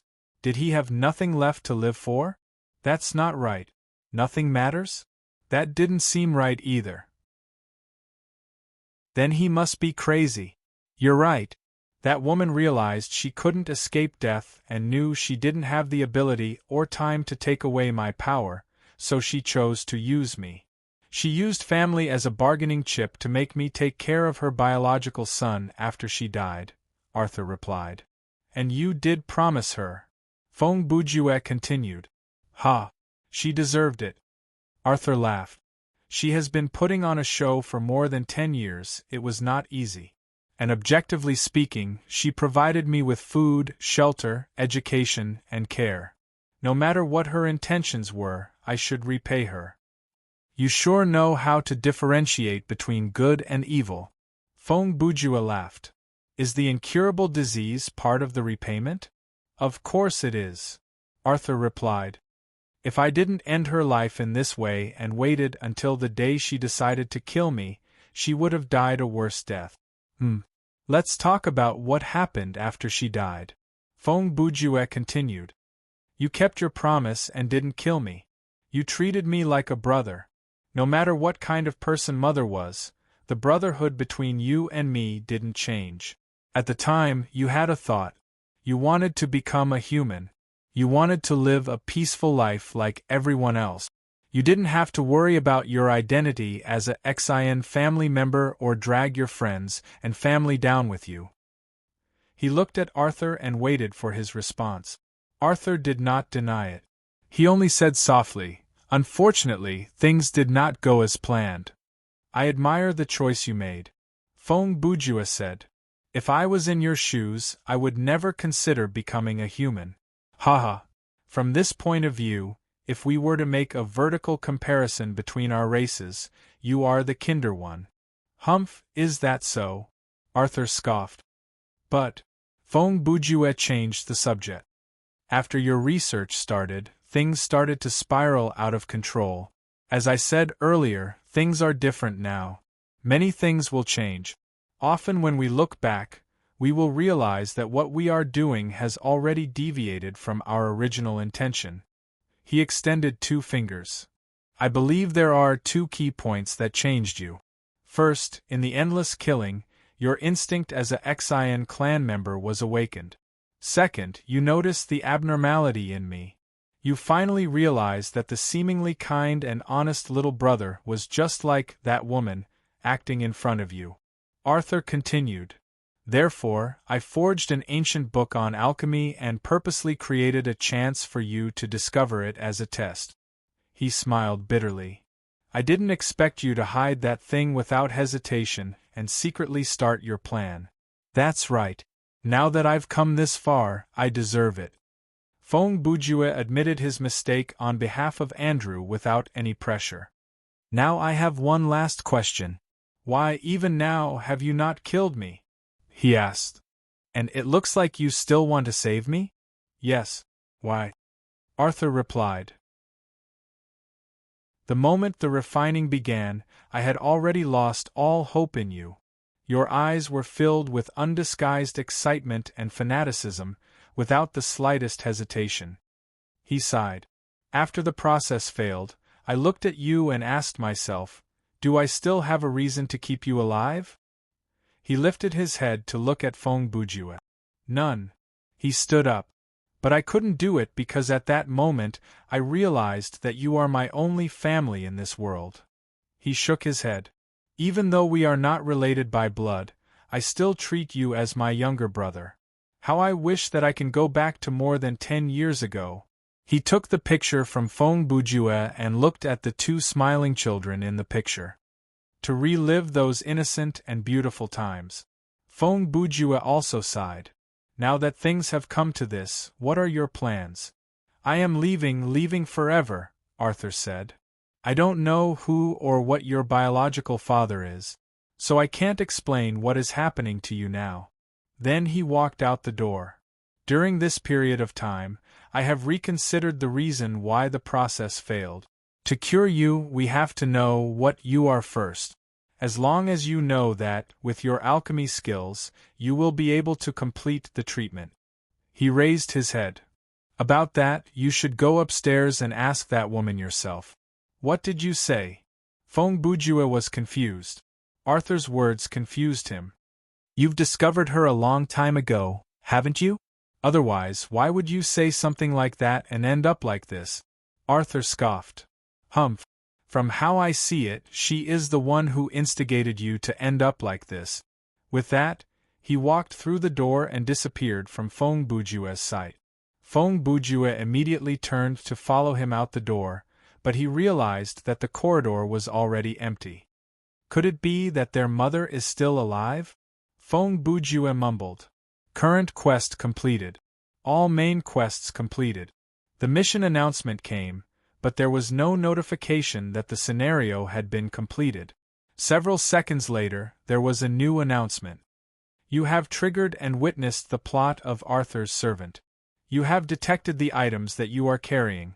Dirty soap, carved fake teeth, perfume, feathered hat, soaked blanket, artificial eye. Entering the hidden ending. Hidden quest triggered. Kill Candace. Is that so? Feng Bujue held his chin.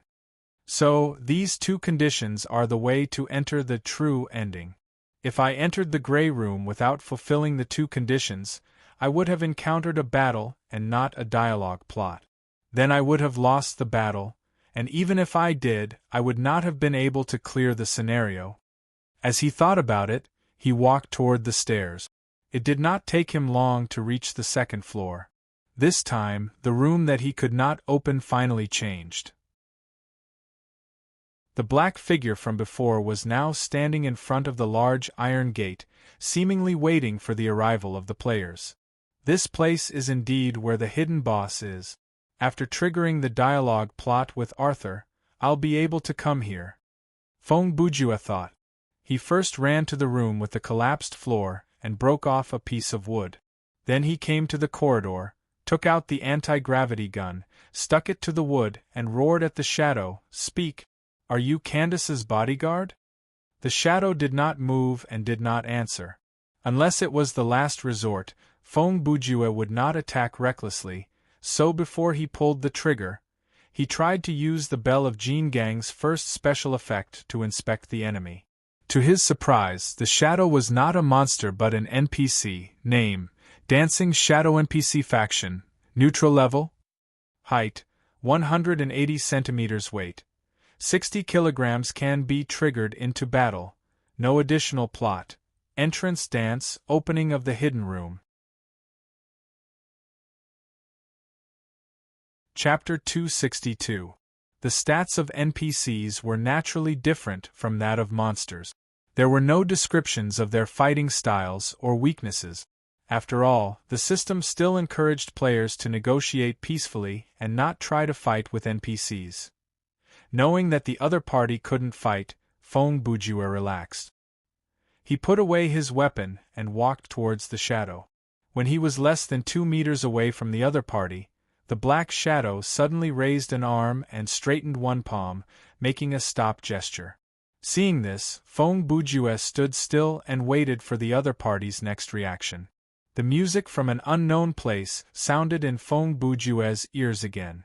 As expected, the shadow did a zombie dance from Thriller. Who knew what this was hinting at? After dancing for a minute or two, the shadow did a 720-degree turn and pushed at the metal door behind it. On the surface of the door, another formless formation failed and the sound of glass shattering could be heard. Then, the dancing shadow used its unique voice to scream and danced past Feng Bujue. As it moved further and further away, the surrounding darkness became thicker and thicker. Feng Bujue now understood that one of the dancing shadow's abilities was to control the darkness. Because it came to the surface, the 2 floors above were slightly brighter. But as the dancing shadow left, the surrounding darkness became disorderly and dispersed. All right, that's the only way. Before the surroundings were completely swallowed by the darkness, Feng Bujue took a few steps forward, grabbed the 2 handles of the metal door, and pushed it open. The moment he stepped into the hidden room, Feng Bujue concluded that he had found the source of the disgusting smell. Compared to the rotten smell behind the door, the smell of the other parts of the room was not even worth mentioning. If he had to describe it, it was like someone farted in this room and then the room disappeared. Feng Bujue had only taken a few steps when the door behind him closed with a bang. The room was dimly lit. Feng Bujue looked around through the gas mask. First, he saw the synthetic human on the wall. It was the one with the knuckles on its lower body.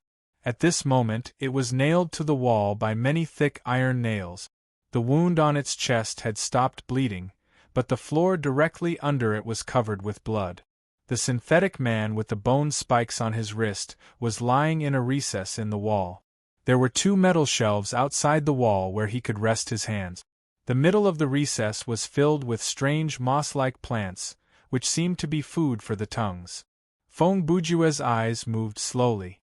He realized that the size of the room was shocking, and the height of the roof did not match the structure of the house. Clearly, the space behind the door did not exist in the room outside the door. He looked around and realized that there were at least 20 synthetic humans embedded in the wall. They came in different shapes and sizes, and each one of them was incredibly strange. Just looking at them gave Gu Jun goosebumps. "Andrew, is that you?" A woman's voice came from the chaos before him. Feng Bujue followed the voice and soon saw a mummified woman lying in one of the recesses. She only had one eyeball, her skin was dry, she had no hair, and her teeth were all black and rotten. She radiated a horrible stench that could drain Gu Jun's life point. The moment Candace entered his field of vision, another cinematic appeared. "Andrew, my child, don't you recognize me?" Candace asked softly. Andrew looked at the monster before him with shock. He finally understood why Arthur did not allow him to enter this room. Ma. No, impossible, you're already. I'm not dead." Candace's voice was filled with resentment. "Until the moment I was buried, I was still conscious. It was all Arthur's doing, it was him. My illness was poisoned by him, and my death was faked by him.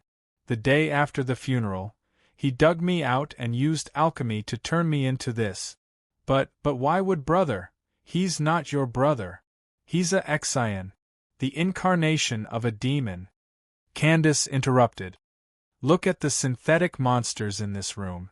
He's started to kill innocent people, hasn't he?" "No, those people." Andrew still wanted to explain. Candace quickly added, "Don't be fooled by him, Andrew. He's just using you. Look what he's done to Ma. He'll kill you sooner or later." "Then what should I do?" "You have to be patient, Andrew. You can't kill him now. You have to wait for the right time." Candace lowered her voice. "You have to keep the fact that we're here a secret. Don't reveal anything to him, understand?" Andrew did not know what to do. "Come here and listen to me. Ma will tell you what to do." When the flashback ended, Feng Bujue realized that he was standing before Candace. "Andrew, what happened to you?" Candace looked at Feng Bujue and asked, "Wait, are you Arthur?" When Feng Bujue heard that, he understood many things. "No, it's me, Andrew." Feng Bujue mimicked Andrew's tone. Candace looked at him deeply. "What's wrong with you? Did Arthur do something to you?" "The alchemy to exchange souls failed," Feng Bujue said as he took out the advanced alchemy book and flipped to the second chapter. The content of the chapter was no longer a blur. The system had already translated it, and the second chapter recorded a complete example of the alchemy technique. "Failed? What do you mean? Where is Arthur?" Candace asked. "I killed him, and he turned me into this." Feng Bujue's eyes stopped on the book.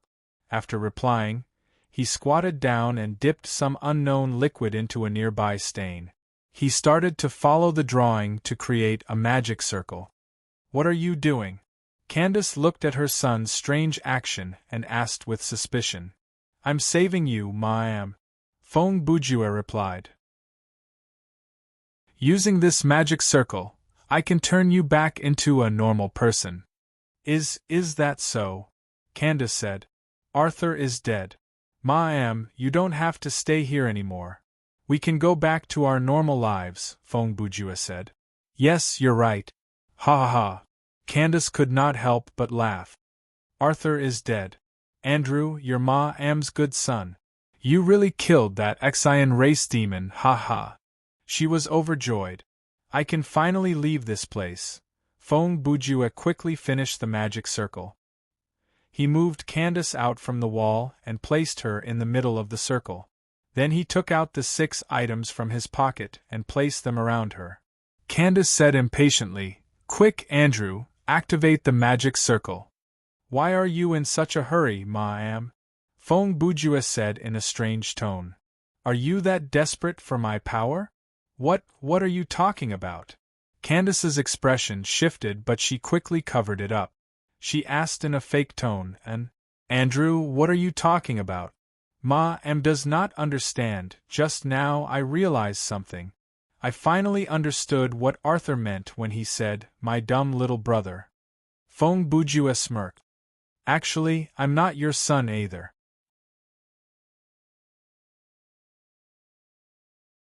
Chapter 263. When she heard that, a suffocating chill flashed across Candace's eyes. However, she tried her best to explain in a gentle tone, "Silly child. Of course, you are my son. When I found out I wasn't human, that was the first thought that popped up in my mind." Feng Bujue said, "Now that I think about it, the words on the back of the picture, 'Arthur and Andrew, my children, my love.' Whether it was me or Arthur who saw it, it was the same, isn't it?"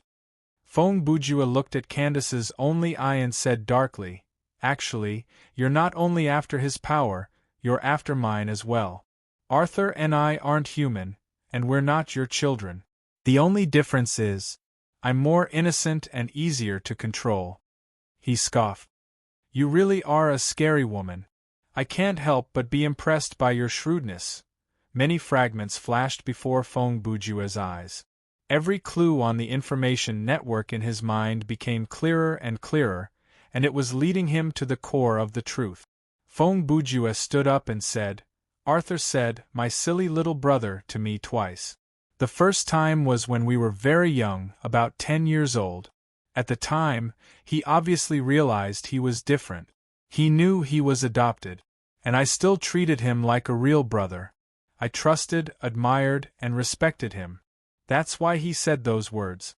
That's his acknowledgement of me as a brother and kinship." He paused for a moment before continuing, "And just now, Arthur said the same thing for the second time. He also said, 'You think you're so smart, but this is the price you have to pay.'" He smiled. "Initially, I thought it was sarcasm from the winner, but as I slowly realized there was sympathy and helplessness in his tone. Then, for what reason did he call me stupid the second time?" At this point, Feng Bujue changed his tone and started to narrate from the perspective of a player. "Arthur is very clever. There is no reason that he would not have thought of the things that I have predicted. It is just a matter of time. After the failed refinement, Arthur received the message that Andrew was not human. After that, he naturally started a series of deductions. The information I had was limited, but I could still make the same assumption. Arthur, on the other hand, knows you better than I do, so he soon figured it out. Andrew is not your child. Feng Bujue sighed. Perhaps out of pity, or perhaps out of guilt, Arthur decided not to tell his brother the truth because he knew that Andrew would not be able to accept the truth. Under your bewitchment, Andrew believed that his brother had lied to him and that Arthur was a cruel devil. If Arthur tells him now that you, his so-called mother, are the one who is using him, and that he is just another vessel for your power. Feng Bujue pointed at his own face.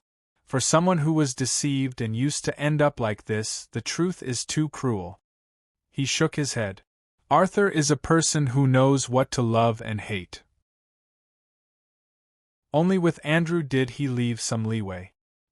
He knew that his brother had betrayed him under your instigation, but he did not do anything. Even when the refinement was over, he did not kill him. Since things had developed to this point, Arthur had already done his duty.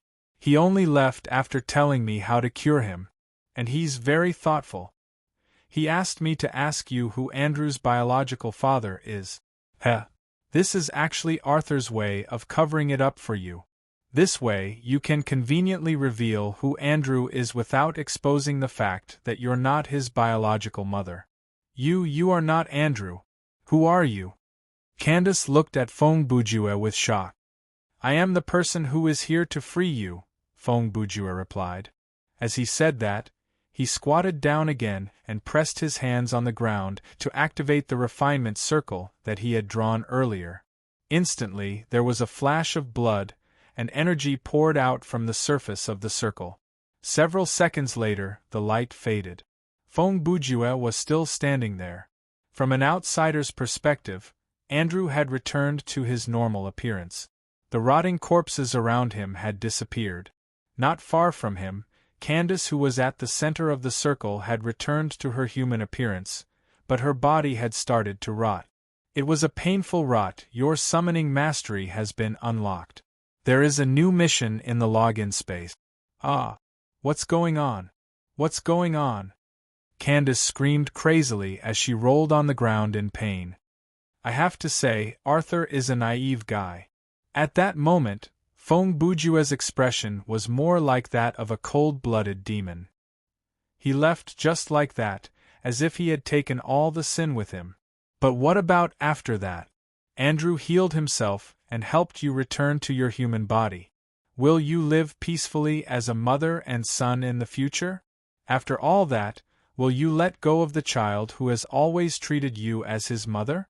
Feng Bujue took several steps back to maintain a certain distance from Candace, who was struggling in pain.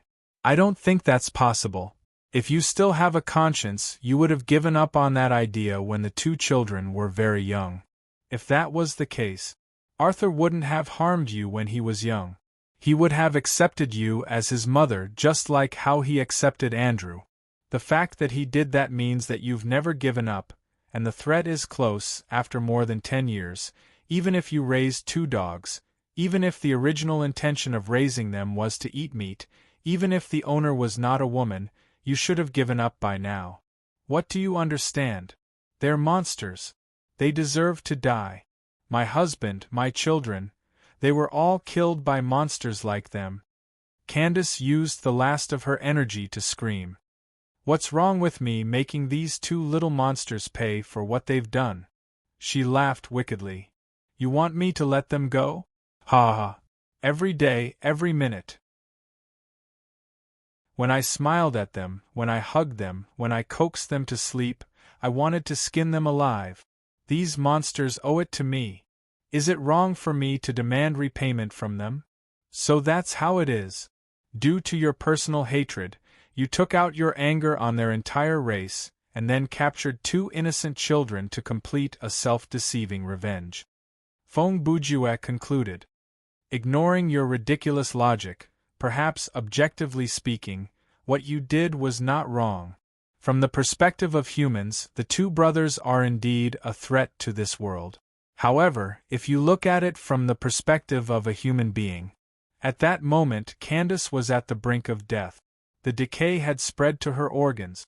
Her eyes bulged out as she watched Feng Bujue take out something from his pocket. It was a small wooden comb, and on the comb was carved the word A. At that time, the family formed by three people who were not related by blood. The laughter, the tears, the happiness, was it all fake? When you wrote that sentence on the back of the picture, did you really not miss that period of time at all? He paused for a moment before continuing. Do monsters have no humanity and emotions? From my perspective, humans can be crueler than monsters. It's this twisted world that created a real monster like you. Feng Bujue picked up the comb and placed it before his eyes. This is just a normal piece of wood. It's the bond between brothers that saved Andrew from his pain. He lowered his eyes to look at Candace. But in this world, what can save you? The hidden mission has been completed. You'll be teleported automatically after watching the ending. In an empty field, there was a large, dark house. A figure walked out from the front door. He had blonde hair, and his body was covered in dirt. His eyes were filled with emptiness and confusion.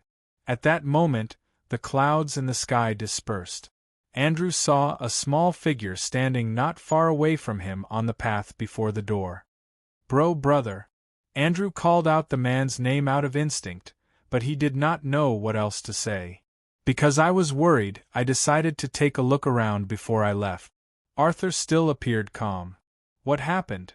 I killed her, I killed Mother. When Andrew said that, 2 streams of tears leaked out from his eyes. He used his sleeve to wipe his face. She's not my biological mother. Okay, I know, Arthur interrupted him. He studied his brother up and down. You've recovered? Yes, Andrew replied. But I still don't know what kind of monster I am. Monster. Arthur repeated and then scoffed. Humph. Since you've recovered, it doesn't matter what you are anymore. Then he snapped his fingers. At that moment, the fire soared into the sky. The house behind Andrew was like a lit matchstick, and it burned into a giant fireball. It's all over. Arthur sighed and said, What you need to do is to keep the good things in your memory and burn everything else. He looked at the sky. It doesn't matter if you're a demon or a monster, the sun will rise tomorrow. If you're a monster, then live as a monster. There's nothing to be ashamed of. He paused. Now, I no longer have any reason to become a human and live a peaceful life. I want to leave this small place and explore the outside world. Do you want to come with me, brother? Andrew hesitated for a few seconds, then he laughed. Monster brothers whose hands are stained with blood, stirring up trouble on the Suddy continent together? Sounds good, doesn't it? Arthur laughed. That's right, big brother. Andrew revealed a rare look of determination.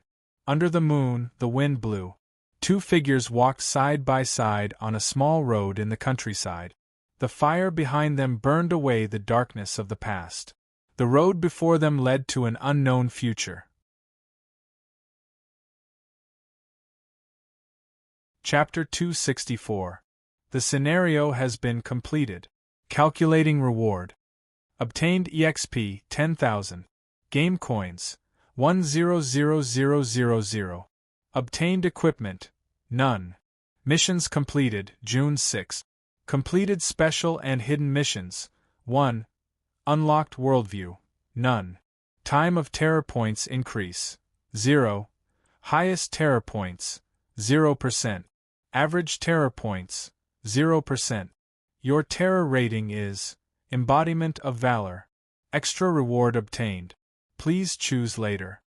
Obtained skill points 450. Additional bonus from skill points EXP 4,500. Game coins 45,000. Scenario cleared reward Puzzle card X1. Hidden quest reward Initiating Summoning Mastery Chain Quest. Calculation complete. Please continue. This ending. Feng Bujue was still thinking about the ending of the scenario. It was so inspirational. It feels like a big adventure story has just begun. He paused. But the two main characters don't seem like good people. You have added a new character quest.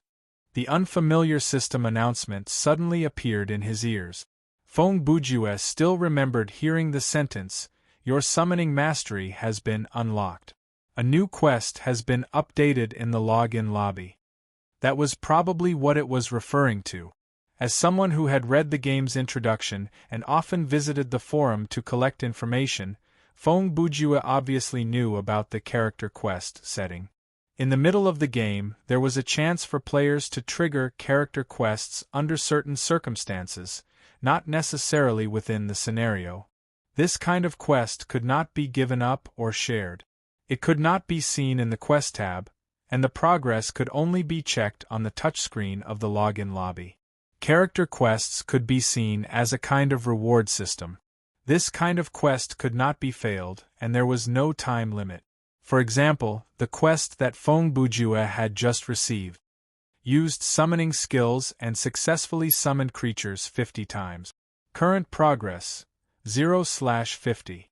Unfortunately, I can't use skills in the login lobby, or else I would have finished this quest in 1 or 2 days, Feng Bujue grumbled as he looked at the quest. Everyone might be confused. He had just unlocked his summoning mastery and did not have any summoning skills, so why would he say something like that? Actually, the answer was very simple. Take this. The skill description said, player can choose any of the unlocked masteries and randomly activate an active skill from that masteries. It didn't say that he couldn't choose the summoning element. Furthermore, Feng Bujue had another advantage. Anyone who had learned summoning skills would know that many summoning skills required certain conditions. Setting aside stamina points, mana points, or life points, many summoning skills would require some very nonsensical things. Take this as an example name. Summoning, Sailor, a skill card attribute. Active, permanent skill type. Summoning effect. Summon a strong sailor to fight for you, 60-minute cooldown, 10-minute duration, maximum of 1 sailor at one time. Consumption: 10% stamina points, 20% spiritual energy points, a can of spinach. Learning requirement. Summoning F. Remark: this is a sailor with a strange appearance. He has his own philosophy of life. He's stubborn and childish, but he has a sense of justice and dares to step forward. He's the kind of guy who would use the simplest and most violent way to save a damsel in distress. He's the most trustworthy partner in a fight. There were 2 points that needed to be mentioned in this example. First was the concept of maximum number of summons at one time. Even though there was only one summon that had a longer cooldown than the duration of the summon, this was thriller paradise. Among the countless skills and items, there were items that could reduce the cooldown. As long as they were used together, it was possible to achieve multiple summons. Therefore, the skill description stated that there could be multiple summons at one time. Of course, if there were 2 different players summoning the same type of summon, then 2 could exist at the same time. Secondly, the second point to mention was the consumption of a can of spinach. This was not something that could be produced by the players themselves. If they did not buy it or find it, then the players would never be able to activate the skill. The skill to summon Sailor was not that bad because the can of spinach was available in the system shop. There were many materials needed for the summoning skill that could not be bought, so the players had to find them themselves. Things like rusty nails, empty mineral water bottles, socks with holes in them, the hands of a clock, tissues that had been used to blow their noses, moldy bread, and so on. All kinds of things, big and small, were possible. This setting was a pain in the ass, and it had attracted quite a number of complaints.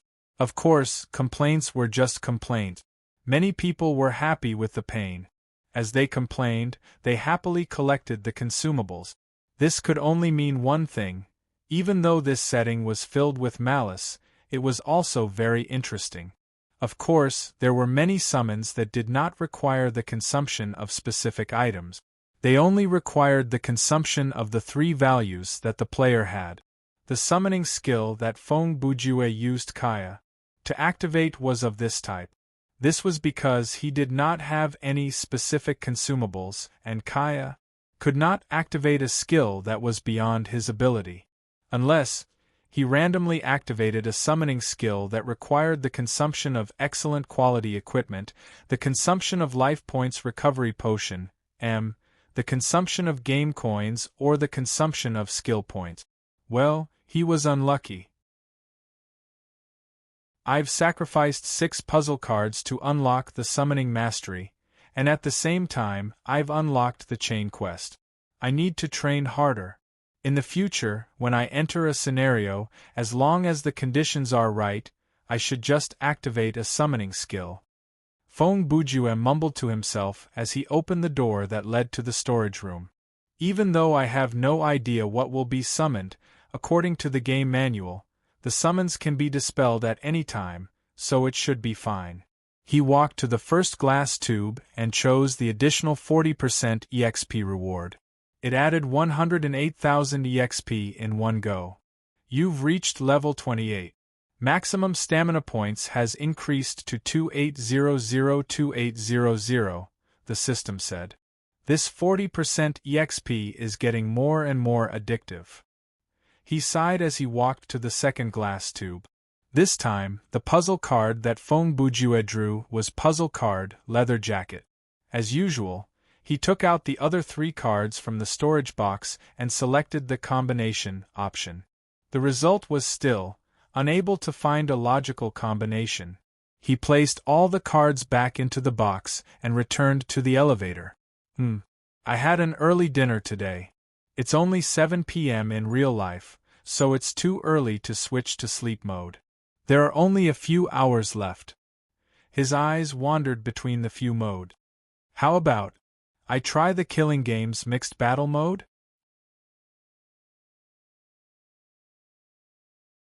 Chapter 265. At dusk, on an empty beach, a figure appeared out of nowhere. It was a man with black hair wearing a black suit. He looked very young, but he radiated a mature presence. He was very handsome, and when necessary, he could be very charming, but at that moment, he merely had a lazy expression on his face. He yawned and rubbed his messy hair out of boredom. Vincent seemed to be waiting for something. He looked at the sky, and his eyes soon stopped at the sky in the northwest corner. Over there was a cloud. It was a lonely cloud, and it looked so special and bright in the sunset. Time passed, and the sun sank into the west. The cloud slowly expanded to the east and west, forming a long and narrow trail in the sky. It looked like an inverted shoal in the sky. As night fell, the wind slowly died down. The calm surface of the sea turned dark purple until a dark red new moon climbed into the sky, and it added another layer of blurry redness to the sea. "You're too early." Simon's voice suddenly came from behind Vincent. Vincent did not turn around, and he was not surprised. Time is the thing that we do not lack the most. Waiting is also a kind of relaxation. Teachers' words are always so philosophical, a childish voice said. A somewhat childish voice was heard. The speaker looked to be a teenager of 16 or 17 years old. He was also wearing a black suit and trousers. His appearance could be described as delicate and handsome. Even women would be jealous of his exquisite facial features.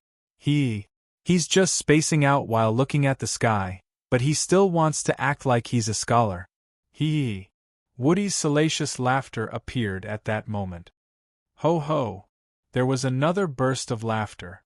A short and fat man who looked like a penguin appeared near the 4 of them.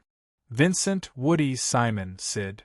Mr. Yu's eyes scanned the faces of the 4. "It is my honor to see the 4 of you together again." Cough, cough. If you are not really honored, don't say something like that. A sickly young man floated on the surface of the sea like a shadow and told Mr. Yu. Beside him, there were two other shadows. They were also floating on the surface of the sea. Death didn't come again? Simon cast his cold gaze on the three figures. Pestilence replied, as you know, he has absolute confidence in the person he's betting on. That's why he doesn't pay any attention. He covered his mouth and coughed twice. After all, he chose sky swallowing phantom dawn. What you mean is that we have to spend more effort on the cards in our hands. A woman beside Pestilence interrupted. Isn't the fact that you let Feng Bujue get his hands on a sorcery weapon proof enough? You seem to be very dissatisfied, Lord Disaster. Woody smiled sinisterly. I've already dealt with this matter. Simon cut them off to prevent them from getting into a fight.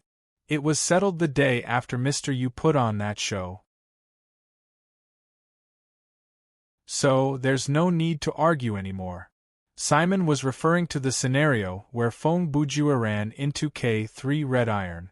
That was the first team survival mode that Feng Bujue had chosen after Death Quiz, and he had run into the anomaly, which theoretically was impossible to run into multiple times. Obviously, someone was pulling the strings behind the scenes, and Feng Bujue's loss in that scenario was obvious to all. He had returned to the state he was before he was liberated, and that was the price he had to pay for obtaining the sorcery weapon too early. Let's not bring up the past anymore, Vincent said. Let's get back to the real business. The real business is that the person you chose has mastered Soul's Eye. War, who stood on the other side of Pestilence, said. That progress is too fast. Woody smiled sinisterly. The person that your brother Pestilence chose has just reached level 30, but his summoning mastery has reached level B already. Don't you think that's too fast? War's eyeless eyes glazed over. Don't change the topic, Woody. You know that's different. I feel like we're going to get into an argument. For some reason, as Sid spoke, he hugged his arms and shivered. I hate arguments the most. Mr. Yu stood to the side. Seeing the tension between the four scumbags of hell and the three horsemen of the apocalypse, he did not show it on his face, but internally, he was laughing at their misfortune. Master War is right, Vincent said. Who would have thought that this sentence would come from Vincent himself? It's too early for my people to master Soul's Eye. This might not be a good thing. He paused for a moment before continuing, however, what's done cannot be undone. How to deal with it is what we need to discuss. If you say that, I believe you have a solution that will satisfy everyone, right? Woody obviously knew Vincent well. My people will not be able to play the game for the next 48 hours in real life, Vincent said. Is this kind of compromise enough? He looked around. No one spoke. Then he continued. If there are no objections. He glanced at Pestilence. Young Master Pestilence, why don't you go and take a look? Pestilence bowed slightly and said with a smile, It's my pleasure. But everyone has to agree to a condition of mine, Vincent said. That sounds like a dangerous deal. Mr. Yu instantly smelled the scent of conspiracy. At this time and place, other than Simon, who has not placed a bet, the people that the six of you have chosen are perfect for a killing game, isn't it? Vincent smiled wickedly. My request is very simple. Let them fight. Humph. So that's the condition. War was the first to scoff. That is exactly what I want. After all, my chess piece will not lose. I am more than happy to oblige, Tragedy added. Since Sir has said so. Sid normally would not object to Vincent's suggestion. Pestilence shared a look with Mr. Yu, and he shrugged. Since no one is against it, That sounds interesting. Woody chuckled darkly. But is that really a good idea? He turned to look at Vincent. A battle between experts, a battle that surpasses the limit, perhaps it will make them stronger. But for you, that will not do you any good. The lenses of his glasses were still white, so no one knew what his expression was like at the moment. What exactly do you want to see from this battle? Vincent did not answer Woody. Instead, he faced Simon and said leisurely, Mr. Referee, what do you think? You're tuning in to the Phoenix Knights YouTube channel. Don't forget to subscribe and join us on this journey to catch the most captivating stories.